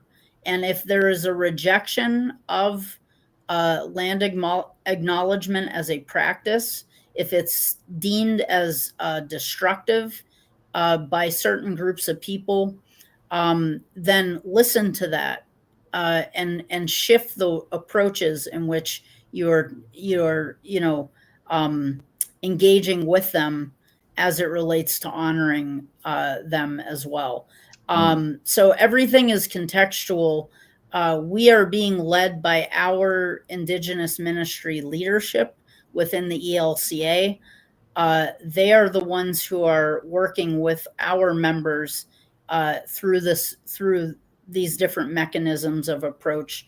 And for them, committing to land acknowledgement has been what they have prescribed to us as ELCA members as an important step to acknowledging the legacy. Thank Hopefully you. that helps. Oh, thank you. There's a second question from Lee and then an additional one. Oh, we just lost David. I think he's coming back in. There we go. David, this one back for you, if you're able. There's two questions, one from Lee Burnett and another from Bruce Spencer in the chat that kind of go together. One is, as a proud Episcopalian, Lee writes, in our baptismal vows, we promise to respect the dignity of every human being. How to navigate this when talking with people who value nationalism? And then a second, but I think important question, how do we engage Christian nationalists and avoid identifying, as Christian nationalists without dehumanizing in our own minds? I mean, that both of you have sort of dealt with this. Got a response to that? And you're on mute too. I'll warn you in advance. That's always the complicated question. For me, a number of things are important. I think the first is to make clear the difference between disagreeing with somebody's political, theological opinion and being disagreeable. Both in the UMC context and previously elsewhere, where I was constantly working with people with whom I have fundamental theological and political differences. And I've always tried to treat them, say, I respect you, the person created in the image of God. I respect your right to hold your opinions. I think you're wrong. I think those opinions are dangerous. I think they actually really contribute to great hurt and pain. It's a difficult balance to walk. It's not easy. And I think it's something we need to work at. One practical thing I do, and that is when I celebrate communion on Sundays, I recall in my mind the people with whom I disagree with, who I know somewhere around the world are probably also celebrating communion. And say, what does it mean to be in communion with them, even though we have these fundamental disagreements? And recalls to me kind of influential pieces of my South African background. There was a famous letter written by Archbishop Desmond Tutu before he was the Archbishop to the then Prime Minister, then Minister of Justice of South Africa, in which he started off by listing all the things he had in common with this Minister of Justice. That he was a human being, that he was a grandfather, and so on, and he was baptized, they shared a common faith. And having established those commonalities and established the worth of the person, he then turned around and said, but your policies are inhumane and unjust and evil. And that has been a kind of example to me. How do I establish the humanity of the person with whom I'm discussing, and on the basis of that humanity, criticize their particular viewpoints and understanding? But it's a difficult walk, and I think it's also, to be quite honest, it's sometimes determined by personality. I have a kind of easygoing personality, and I kind of can connect with people with whom I disagree without too much difficulties. I think other people have a much more fiery personality, and it's more difficult for them to do it. So I think there's a kind of personality. But I think establish the dignity, remember what you have in common, and then criticize and critique. But you've got to hold both in tension. The danger for a person like me is to be so nice to people that I don't end up critiquing what I need to critique. Mm. And the danger for other people is to be so critical that they lose the emphasis on the person's dignity. Right. Yeah. I think that's a great example of the both and right of our faith, which is the great love demands great accountability, but not to the point of erasing the great love, right? I mean, I think that you've stated that quite well, and it is indeed a challenge. I think that's exactly right. Our time has drawn to an end, and I know it's getting quite late in Switzerland, and we're very, very grateful for your willingness to stay up late with the Christians of Kentucky and to help us think through this, Dr. David Field and Kristen Obolinski. You're still in Chicago, and so in our own little time zone, but we are still nevertheless grateful for all of your efforts to get us connected to this deeper and wider hope of a united faith. What we have is we've created all of these presentations, as both of them have noted. We have a Google folder that we will share and send out to any of you. That link I can also place on the screen, and I think it's right here. This is a lot to copy down. It's in the chat if you're watching on YouTube, and of course we will mail it out to you. If you are on the Kentucky Council of Churches advocacy mailing list, we would be delighted to send you a little follow-up link so that you can have these resources for your own congregation, for your own edification. And I do hope that you'll have found something that you can share with. Don't keep this to yourself. As I've told my own congregation, it works better if we share both love and information. So a great hand to our presenters. We thank you very much for your willingness to help us. We're going to take about a 15-minute break and come back at 7 o'clock, which will enable everybody to take a little stretch, maybe get a little snack. And at 7 o'clock, we'll come back with our next presenter, April Ajoy, who we're delighted to have live and in person in Owensboro, and hopefully we'll be able to see her on the screen. We are having some trouble with some various technical issues. We hope that we'll be able to bring her. I will be back on to share with our extended audience whether or not that will happen. If it doesn't, we are recording it and we will upload it to our YouTube channel as soon as we finish the presentation, and you'll be able to see it at your convenience. Take a break for now. Great hands to our presenters. Thank you so much, all of you.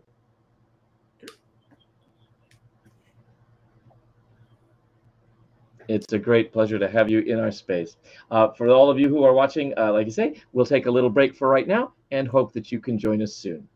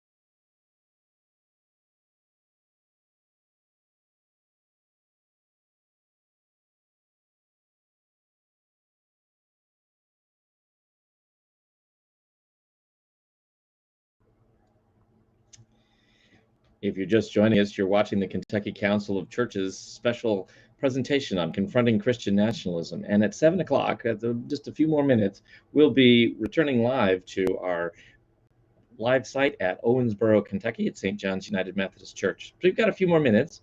And as you're gathering, I hope that you'll be getting ready for our special presenter. We'll, of course, be recording this, and we'll be making the recording available on our YouTube channel. If you're watching this on YouTube, you'll, of course, be able to come back and see it. And you're always welcome to post your questions in the chat. You can see that any of the presentations from the presenters that have been given permission to share, we will have in our Google Drive folder. And if you have registered, we will make sure that we send that link out to you. You can do that by going to kycouncilofchurches.org.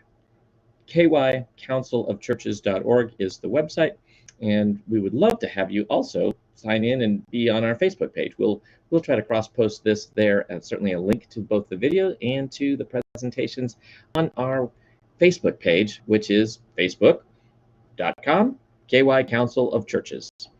We'd love to have you sign up and log on and like us and subscribe and good things. For the meantime, give us a few minutes and we'll be back with our next presenter, April Ajoy, who's a wonderful author and has done a great deal to sort of illuminate the life of Christian nationalism and the way we stand against it and find a truer, deeper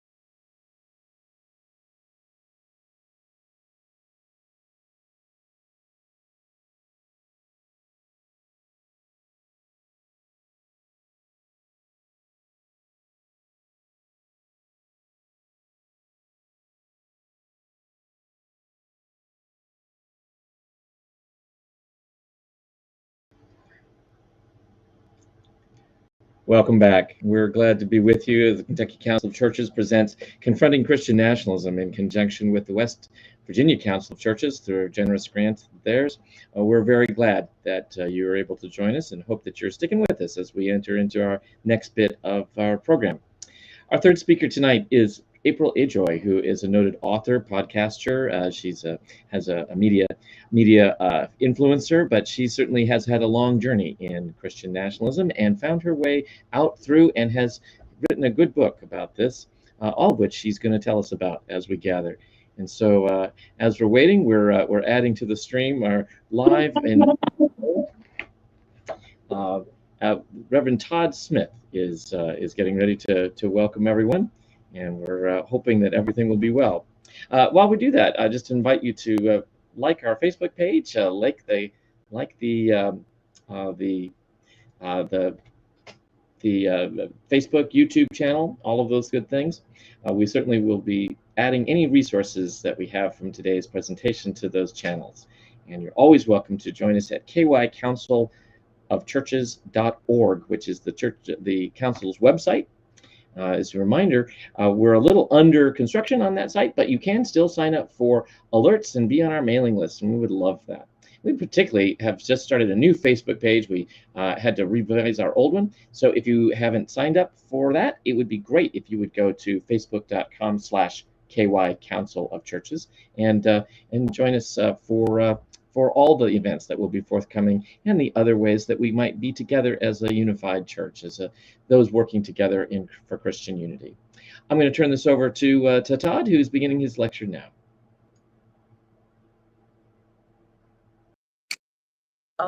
Is the chairperson. Okay, so I know that I don't need this for you all in the room to hear me, but we are trying to record this for posterity, so I will use the microphone as I've been told to do.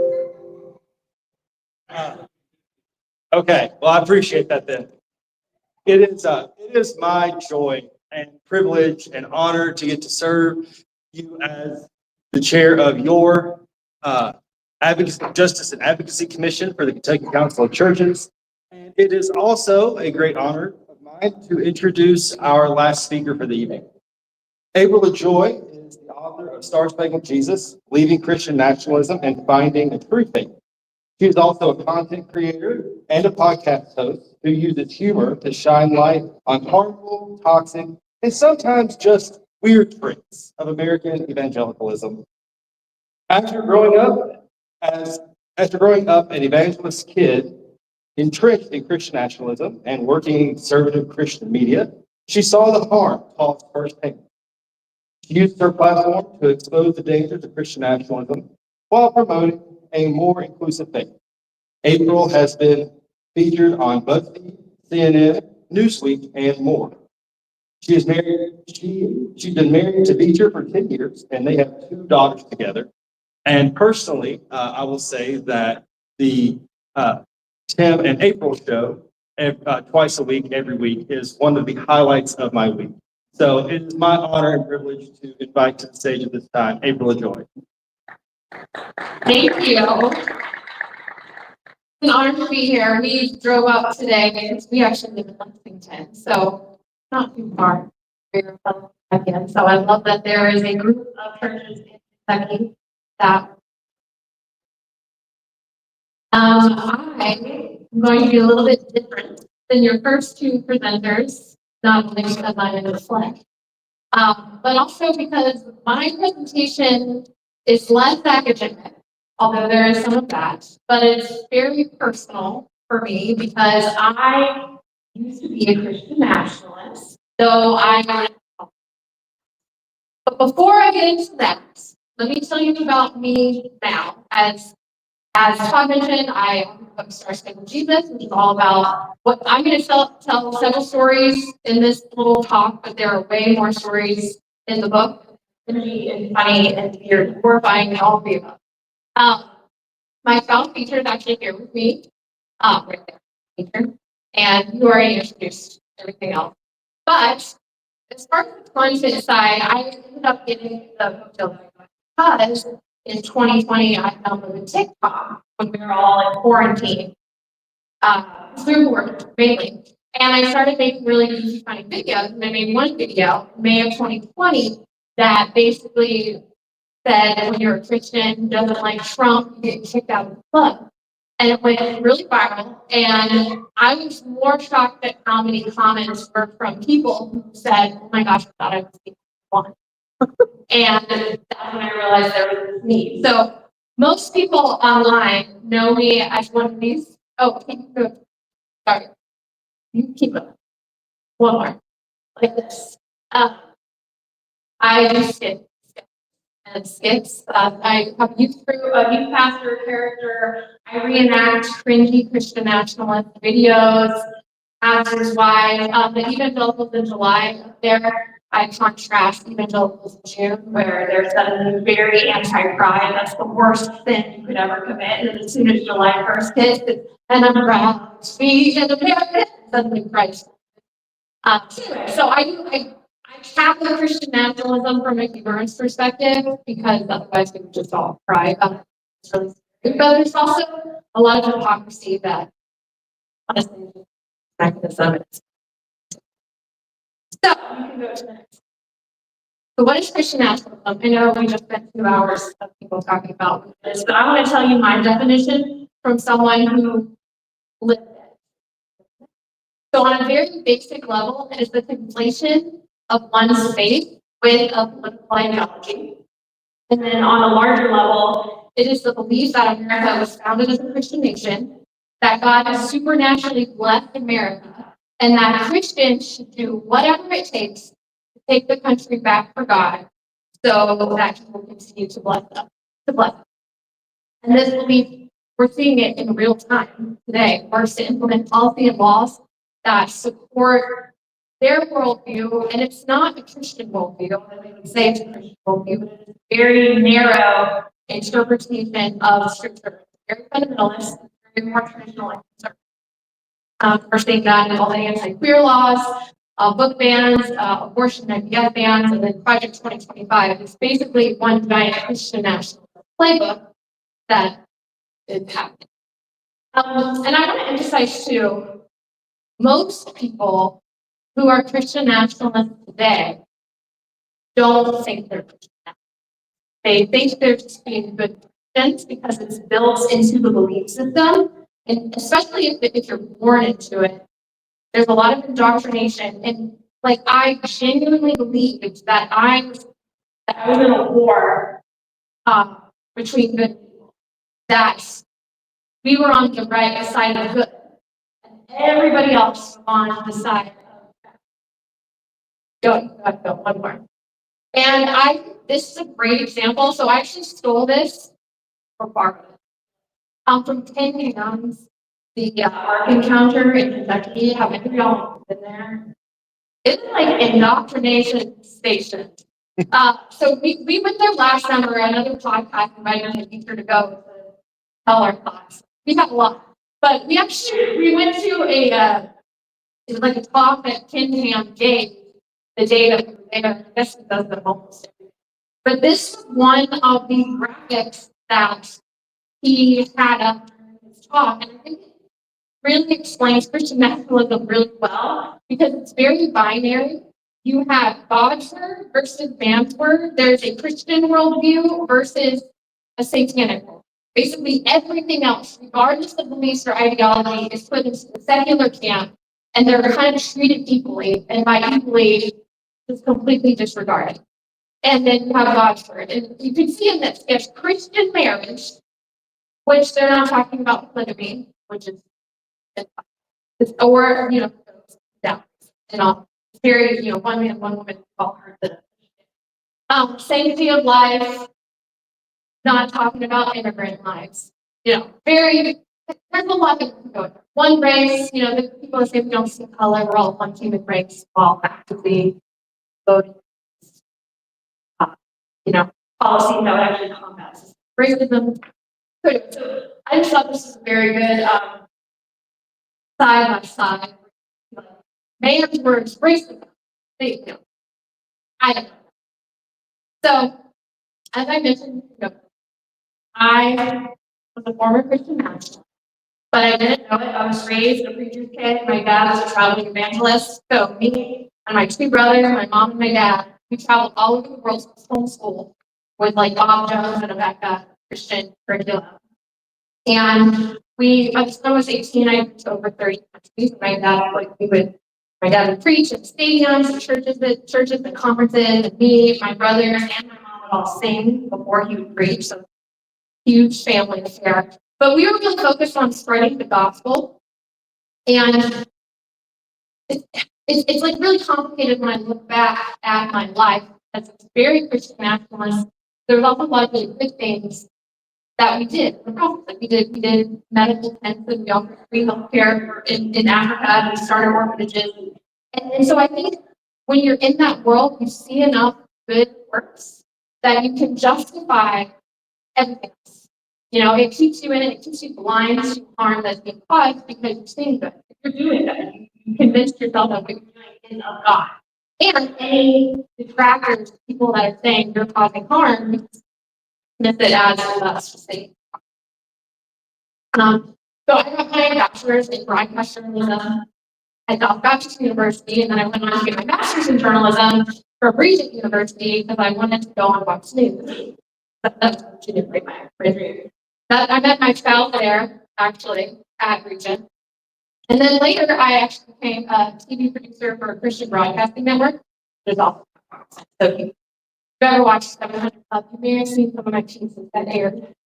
I was also worship leader for over a decade. And I think that's important just because I also get accused that was never conservative or never just national side, just making it all up. But I got to see, and I'll get to just keep here in a second. I want to tell you what I think it's one thing to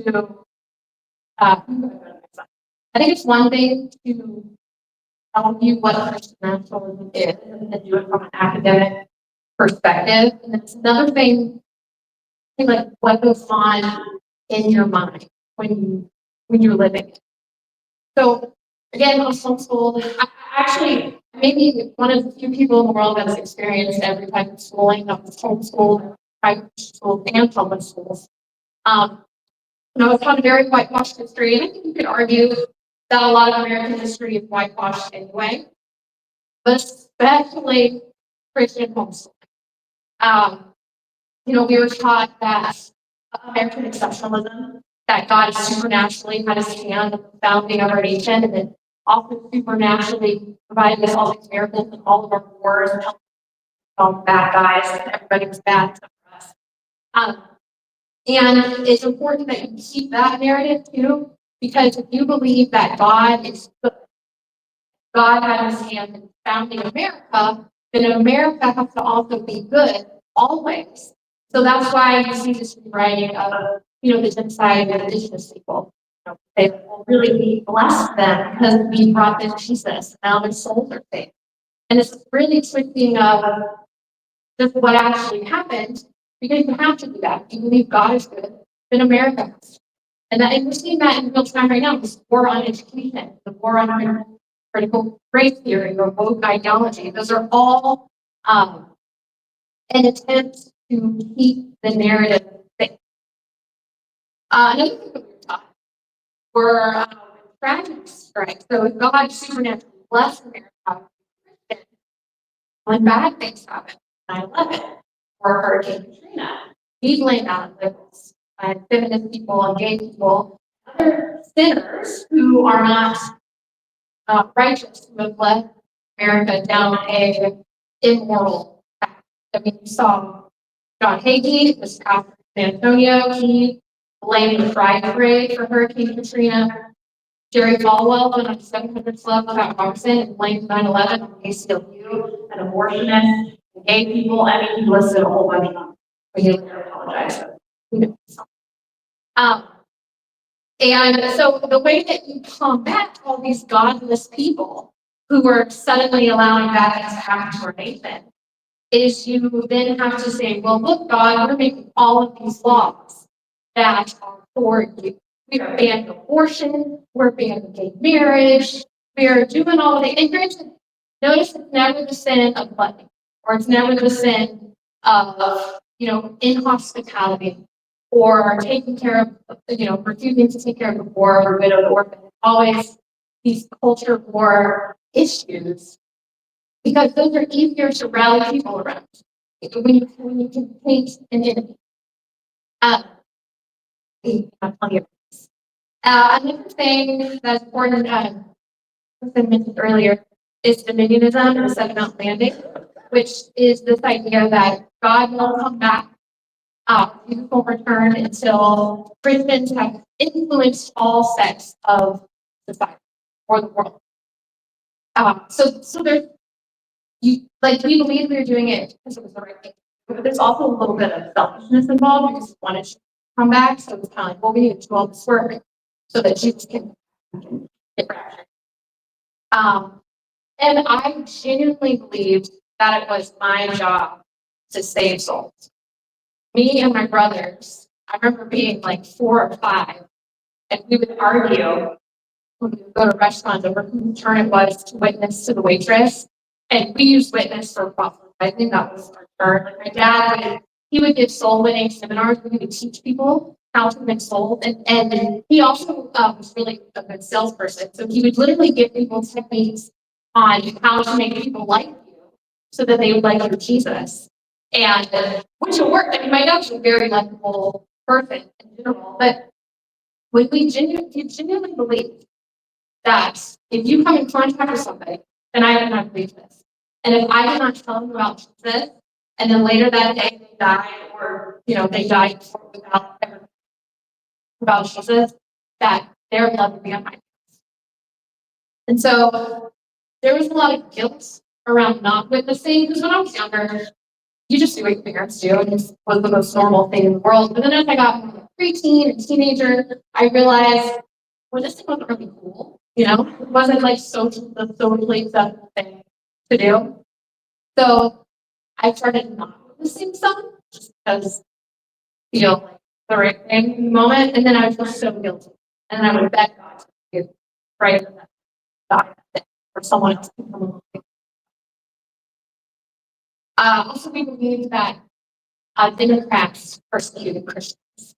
We basically believed that technically maybe you could vote Democrat and be a Christian, but you're yourself.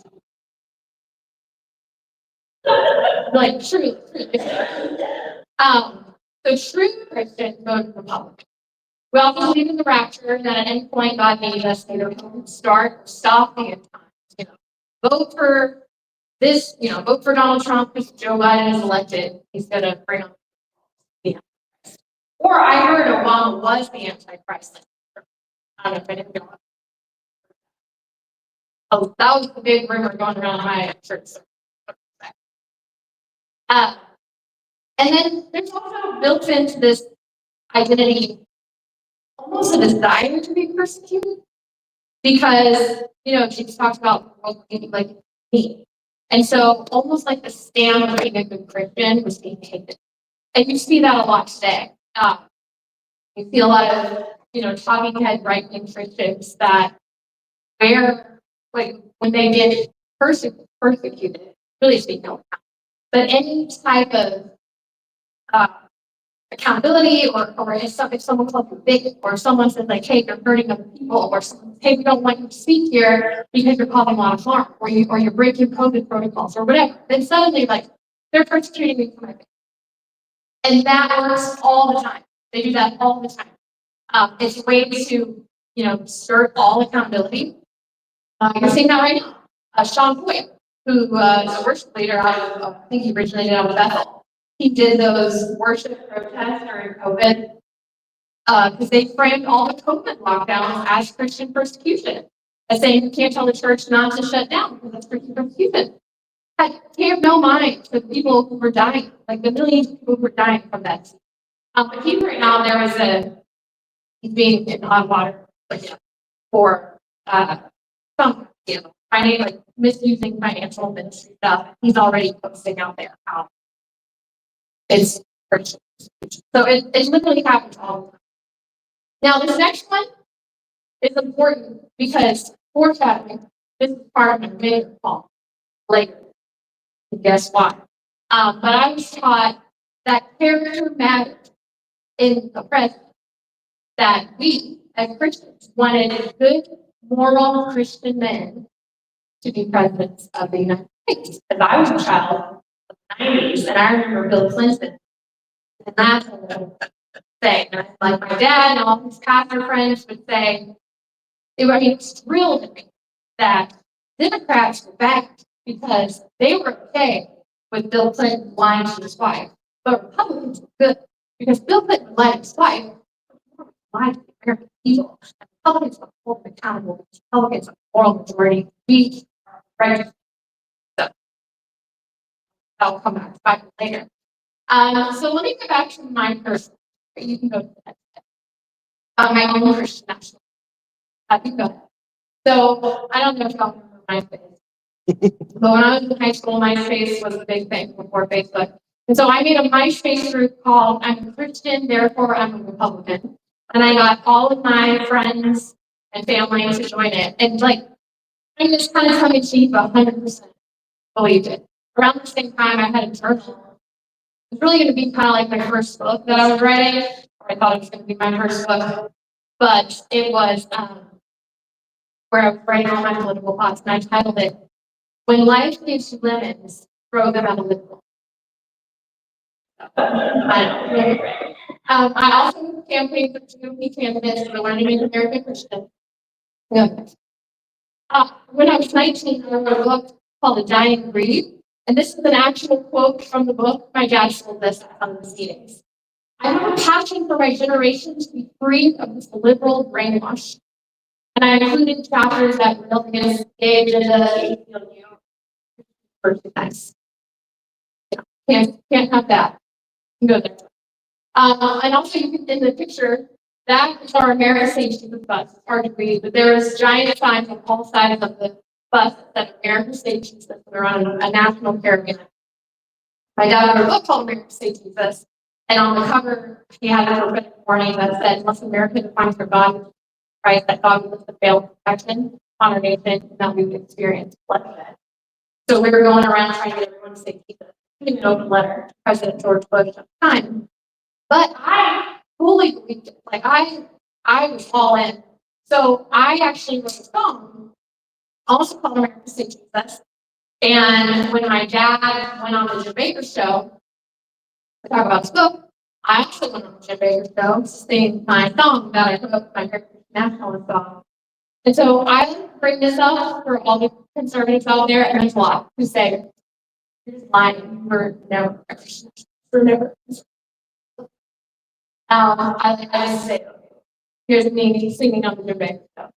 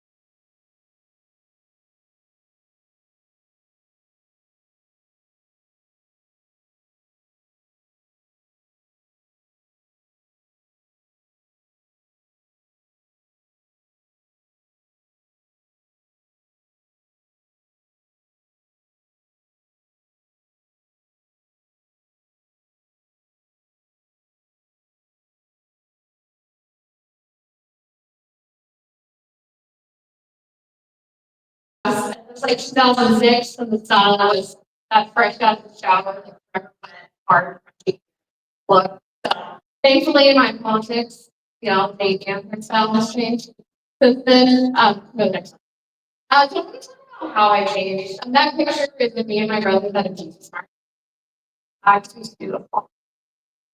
So I think it's important to note that when you're a Christian nationalist, your political beliefs and your theology are very intertwined. Like they are so interconnected that you can't really tell where one begins and the other ends. So once I started questioning one, the other one was also like instantly vulnerable. So there were a few small things that happened first. I remember the aftermath of Sandy Hook. And suddenly I realized why some was such a bad idea. Also, my theology around abortion.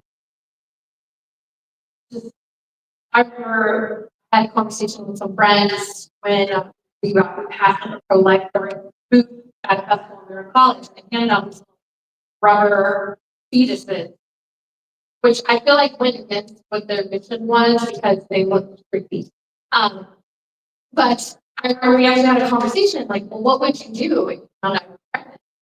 And I remember it was the first time I actually had thought about what I would do. And I also grew up in purity culture. And I remember thinking, I'm almost confident that my dad would rather tell him that I had murdered somebody than that I got pregnant. And so I literally had to wrestle with the thing that a world, especially in the with being pregnant and choosing that baby and knowing that it's going to be changed a lot. And so there were some things that didn't start off like the theology of particularly the age of accountability. And so if you die before a certain age where you're really aware of so this theologically speaking, it actually felt like a mercy to abort babies. Just I remember asking my dad that question. Don't ask that question. Okay. And then another thing was just meeting new people. When in 2012, I interned at the ABC affiliate in Dallas, Fort Worth, Texas. And my very first interview that they sent me on was to interview two gay jacks who were currently in the news, like craziness, because they were featured in the Casey Penny catalog for Father's Day. And so all these Christian organizations were boycotting them, and I would go interview them. And I remember in my head, I was time, like the mainstream media likes to show gay people as normal, and you're going to ask them the right questions. It's going to show who they really are, evil and satanic somewhere. And so I went there, kind of psyching myself up to do the same right thing. And I got there, and they were so kind to me. And I didn't know how to reconcile that with what I had been taught about people. And even one of them had gone to SMU, which is a Christian university. And I even mentioned God going to church, and no demons manifested. There was no foaming at the mouth. And I remember just being so, their kindness disarmed me. And I think that is meeting new people is such a huge part of anyone's seeking strife. Meeting people outside of your comfort zone, meeting people outside of your own. I think it's why the Christian nationalism today too, the push to keep kids home, the homeschool, to keep them separate from the world. It's not because they're afraid they're going to be infected with evil, it's because you're going to realize they're not. And that really changed my mind. But again, slowly over time, because indoctrination is a hell of a. So I would say the first really big thing that happened to get me to change was in 2011. My dad was diagnosed with stage 4 non-smoker's lung cancer, and we were Pentecostal, which we were charismatic. So we believed in faith healing, and that as long as you had enough faith, that God would give you what you asked for. And so I just knew that no one in my family had any doubts. We had, and my dad was a well-known evangelist at the time. So we had hundreds and hundreds, thousands praying for my dad's healing. And he died 4 months later. And I knew I could not. And so I immediately knew that theology was wrong, or it just wasn't right. It wasn't always right. So I started kind of internalizing some doubts that I wasn't really ready to say out loud. Well, I did say them out loud, and I just immediately, give. Well, why are you sad? God did give you. God did heal your dad, just got his ultimate healing in heaven. You know, or there were a couple of Christians that said that God could heal my dad because we had some kind of unresolved sin in my family. And there were just some things that I started seeing an ugly side of Christianity because my world had completely shattered. And it was like the Christians in my life were just trying to hurry me back so that I could get back to being joyful and happy and smiling because that's what it was. There wasn't a lot of room. The next one is was probably the biggest one politically, I'd say. Growing up,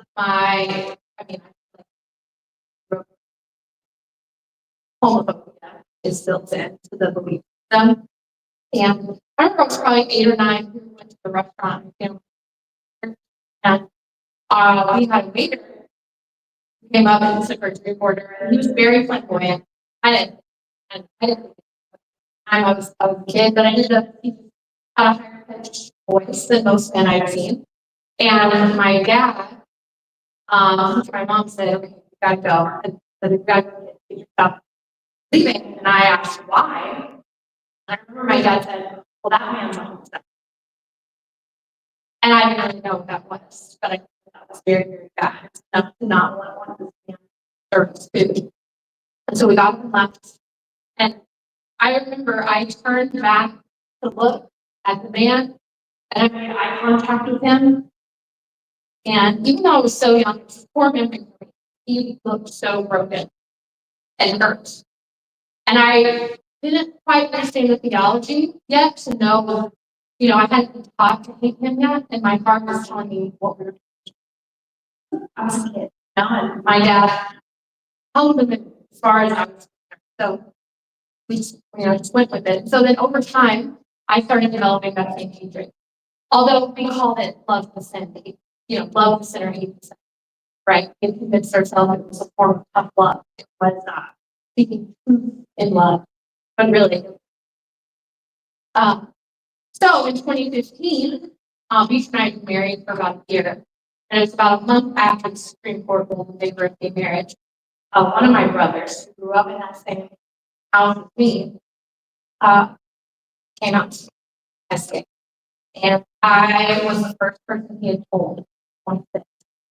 And he told me, bawling through tears, saying that he knows his middle school and had begged God night after night to make him straight.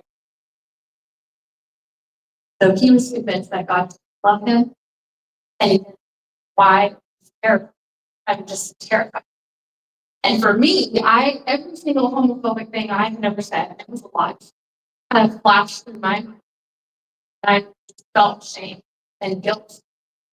But I was saying things really ugly. And I didn't know the whole time who I was. And that was like this really big conversation moment. But even though like my heart was saying like, I know this theology is wrong, the indoctrination was still so strong that I heard myself say, well, you know what the Bible says. He is since like, we are really great friends now. He's out and proud of living his best day life. It's been a real journey for our whole family, but I feel like I'm one of the success stories where he is too, because me, my other brother, and my mom are all like we're perfect now, and it's just been. I'm just very thankful. I know that we're lucky ones. There's so many queer kids out there that get abandoned. That broke my heart because I remember too all of the stories in church of families who did disown their kids because of that, and I just couldn't imagine doing that to my brother. The other thing, another big thing that I'll mention very briefly. My spouse major is not binary. We've known since about a month into the thing that they had that we didn't know. Anytime we talked brought it up in church or people we knew in church, we were just told it's a demon. I thought it was a demon. I don't know what else it would be. But they have to spread close sometimes, that's not really demonic. It was not. I literally, as the Pentecostal in our marriage, my spouse tried to pass it to me. Unless they're still in there. But again, another success story. I mean, it's been 10 years. Really, what, 4 years since she came out publicly?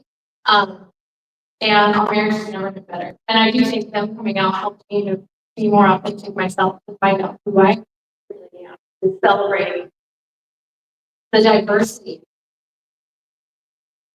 That was a big thing. And then the next thing, well, plot twist. Trump. I don't know if I really need to go into these stuff. Trump, I feel like we're probably all aware. But remember the whole thing about character mattered? Well, suddenly character didn't matter anymore because we were voting for a president, not a pastor.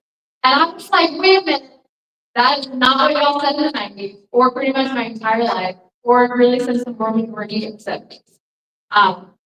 And so then I started seeing the hypocrisy of Donald Trump.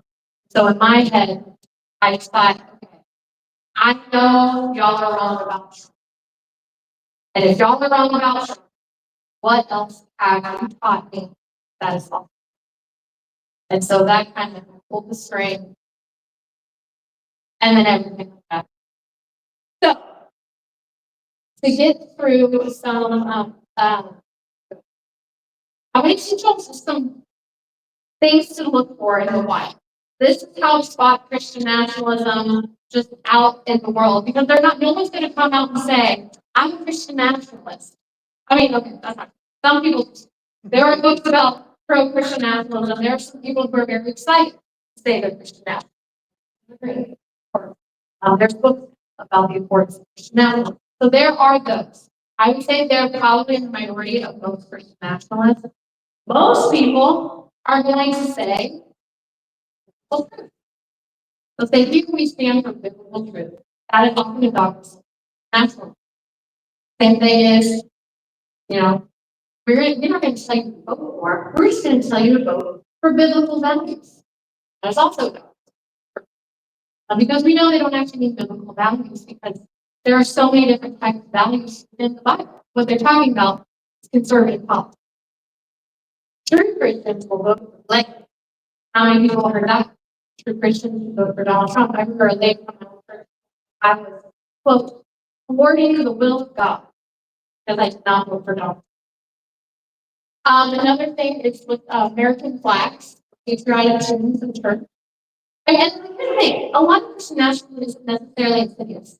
It's not like in your face evil. It's just a very easily twisted conflation of Christianity and patriotism.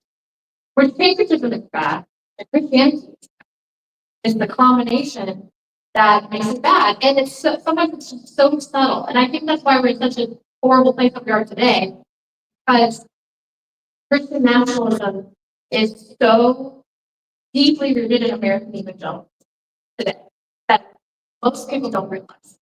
They don't realize that their faith has been co-opted by nationalism. Another example, Satan is behind killing political candidate or policy. Usually they're talking about the Antichrist fear-mongering. Don't vote for Joe Biden or Kamala Harris. I heard this last time, Kamala Harris is the Antichrist. But honestly, I found a little bit progressive. A woman. So, take your wins and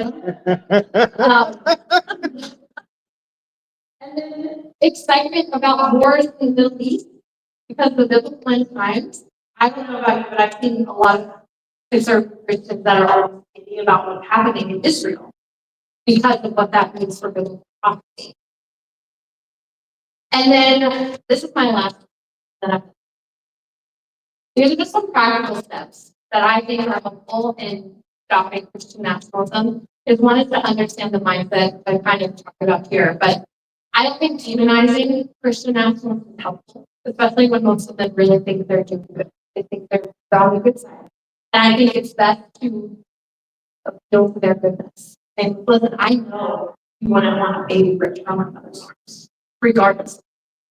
I know that you don't want that. And just say so don't you think that we should try like God in his image?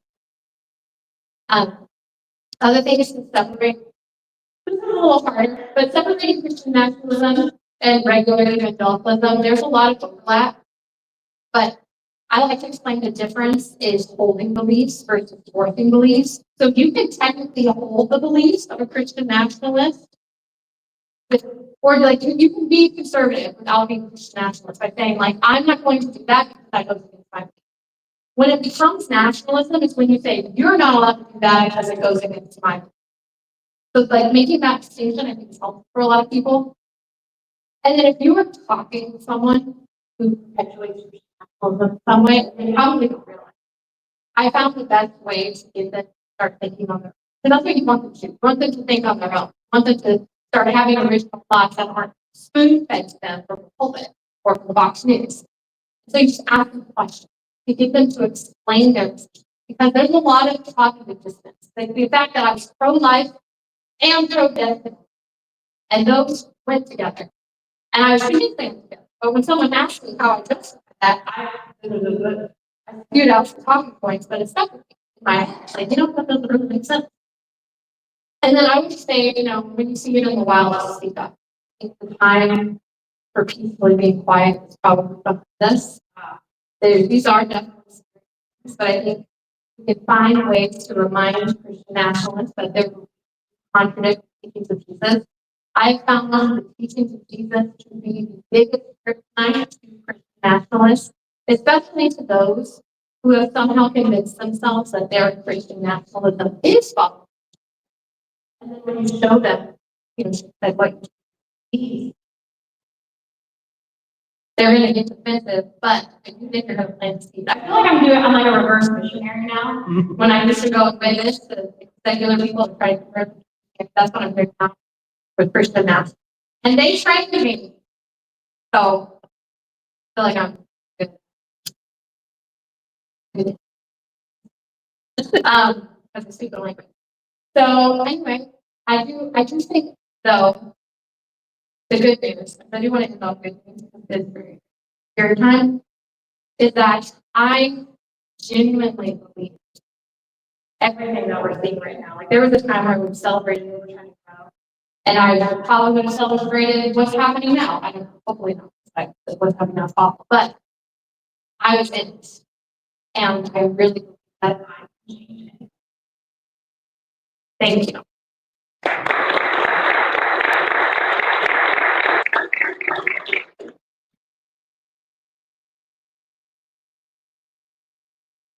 April, there we go. Thank you so much for your presentation, for your words, and for giving us a little bit of an insight of your lived experience of going from Christian nationalism to a deeper faith.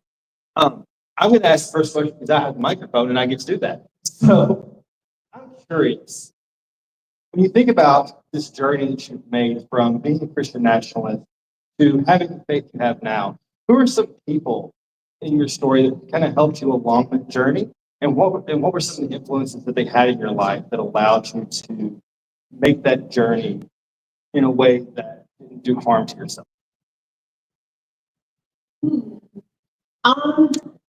It's hard to think. Most of the people that were in that my life, when I was Christian, them all believe what I build your community and continue to be that. There's a pastor friend of my dad, before he passed away, who was started pastor, but said good things about President Obama occasionally. And I would hear him talking with my dad. And I remember he said some things too about racism and things that I was a little concerned. But just knowing that there was another way to do things, and he was a pastor, and my dad's friends, and they made me friends too, was eye-opening in the sense that I realized, okay, there's some other types too. It was also conservative, but just wasn't so dogmatic as something that. And we'll ask for questions here in the room. If you are joining us on YouTube and you want to leave questions in the chat, I'll be checking that as we go on as well. Melissa?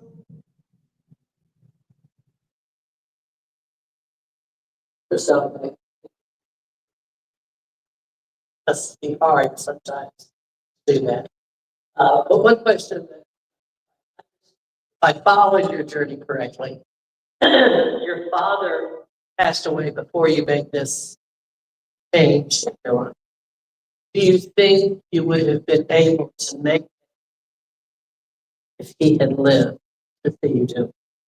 That is a great question, and I have asked myself that question Amen. many times. That was the catalyst for everything. I'd like to think that I have it. There were a lot of little things along the way. I think I probably would have made the change. I don't know if I would have made it as I did. My brother was still gay. I think he would have come out eventually. I don't know if he would have come out as soon as he did, if my dad was still alive.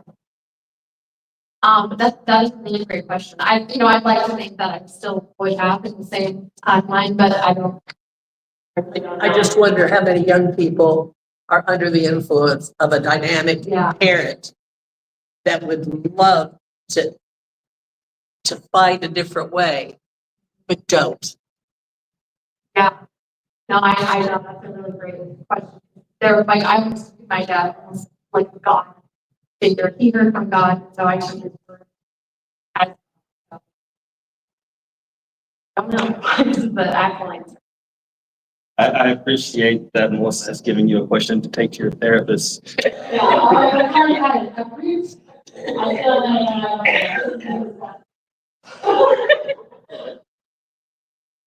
You mentioned that Trump was one of the reasons you saw light. I have no understanding at all of how a sincere Christian can support him. Can you understand from their point of view what they see that makes them think they should? Yes. So I go back and forth the other day. Most days I feel like in that I mean honestly the evangelical support for Trump is still very valid to me because that's because he was clearly so obvious. That being said, I also understand how someone could be stuck in that world because Fox News, you can get all of your information from Christian media, Christian news, Christian movies, Christian radio, talk radio. There's a way to completely immerse yourself where all your is right-wing propaganda. That's rapid. And this is not to give anybody an out, because I think there are a lot of people that are choosing cruelty for whatever reason, and I don't think there are that hard. I also know a lot of good that's and I know that feels conflicted, and it's hard for me to reconcile to because I want to think them. But I have to remember what it's like to be in that world. And a lot of times you're tired of thinking, it's wrapped up in it. You don't have a reason to ask questions because you're comfortable, especially if you're white or, conservative influence. You don't have a reason to question things outside of mind. And also, Fox News isn't showing the videos of children from, and I do think there are a lot of people that really just are not seeing a lot of the harm that's being done. And if they are, they're being told a different narrative. And so this is something that I struggle with because I try to remind myself, have grace for people who are still indoctrinated. Not that it justifies anything that they're doing, but also to try to find a place to appeal to the good that I know is in them. But I don't think they would be okay with really new levels. Thank you so much. Do we have any more questions? Okay, I'm not seeing any more from the chat either. So before we say goodbye, the first thing I want to do is make sure that we give a big round of applause. Thank you so much. We don't have this yet. So those of you who were or were not paying attention earlier today, there's been a few books that have been mentioned. One is The Violent Take It by Force, which I recently listened to. It is very much so worth your time. There was another one whose name I've forgotten, but I saved on Libby, and I will add to the notes and the comments section of our stream once I have my phone that's not recording for us. And there's also a book that we haven't mentioned today, but if you haven't read it yet, Jesus and John Wayne is a great resource around the idea of Christian nationalism, where Christian nationalism kind of started in the United States and where it might be going. And there is one more book that you may or may not have heard about today. It's this little piece called Star Spangled Jesus. If you're interested in that, there are copies of it back in the fellowship area, along with the cookies and all the other wonderful treats that we had earlier. So before we go, I do want to say thank you to all of our presenters today. Thank you to Kent for running the ones and zeros for us from Berea, Kentucky. And thank you to all of you for joining us, whether you are here with us in the room or you're joining us from all over the United States or the world, actually, today. It has been a joy and a privilege and an honor to be with you here today as the Kentucky Council of Churches. And Melissa is telling me I've forgotten something. Just tell them that this whole thing was put on by a grant that we received to do it. Yes, Kim mentioned at the beginning, and I'll mention again, we do want to give a special thank you to the West Virginia Council of Churches who gave us a grant as a part of their initiative to combat Christian nationalism across the United States. They wanted us to do it before November, and we laughed at them because there was no way that was going to happen. But this has been a really wonderful day. At least I feel like it has been, and I hope that you do as well. I know that Kent spoke that our presenters who had all of their big, wonderful presentations online, we will be sending you copies of their PowerPoints in case you want to use those. Also, keep an eye out on our social media where you will find this symposium split into thirds, along with some questions to take with you to your Bible studies, your small groups, your Sunday schools, and whatever institution you would like to take them to, so that you can learn from these speakers, not just here today, but take these lessons home with you. And in our hopes, we can take these lessons home with us and begin to be the change that we want to see across the Commonwealth of Kentucky. In the Kentucky Council of Churches, particularly in the JNAC, we like to say that we endeavor to be the Christian conscience of the Commonwealth. And so we hope that we can take this information and use it to build a movement around Christianity that isn't steeped in nationalism or violence or pain, but is instead steeped in the love of Christ. So once again, thank you to all of our presenters. Thank you to all of you for being here. Thank you to the West Virginia Council of Churches. Thank you to Kent Gilbert. And thank you to all of you. Have a great evening. Oh, yes, of course. And thank you to St. John United Methodist Church for hosting us. I'm not going to lie. I've spent 2.5 hours trying to figure out tech today. My brain is gone. So thank you to St. John United Methodist Church for hosting us. Thank you to the Reverend Dr. Jay Smith, who is the District Superintendent of Owensboro, for getting us the venue. And once again, thank you all. Thank you so much. I hope you have a great day. Be safe, whether you're traveling to a hotel or traveling home or just turning off Facebook/YouTube. I hope you have a great rest of your evening. And I would be remiss if I did not offer you this benediction. Go in peace to love and serve the Lord. Amen.